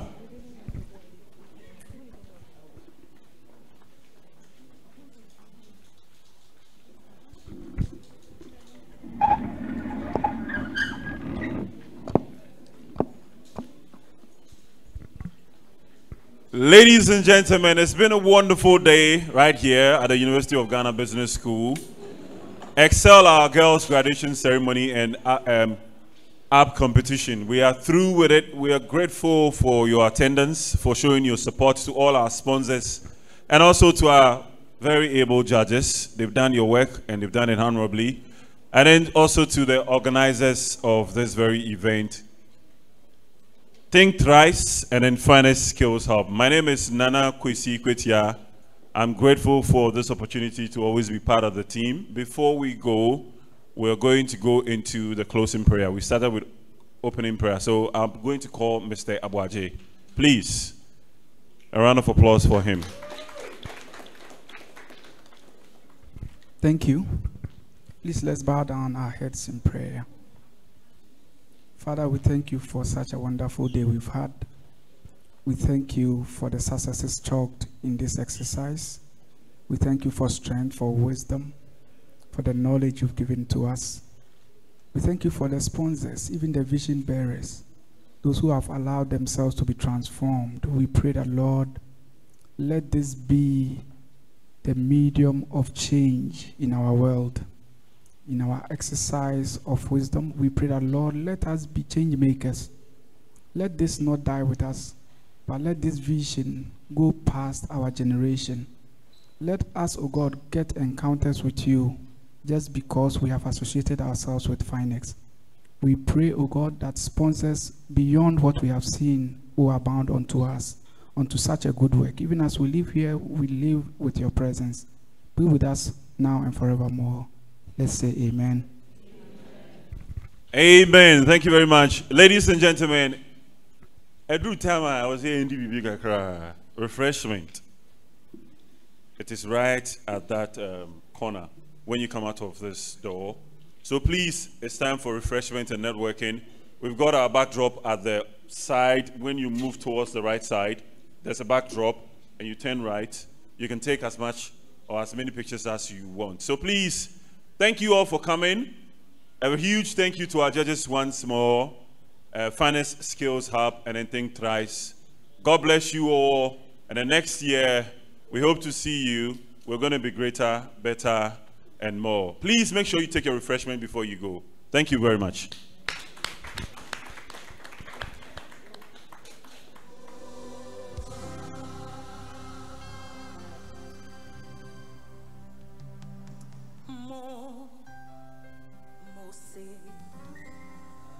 Namo, so, hey, mo.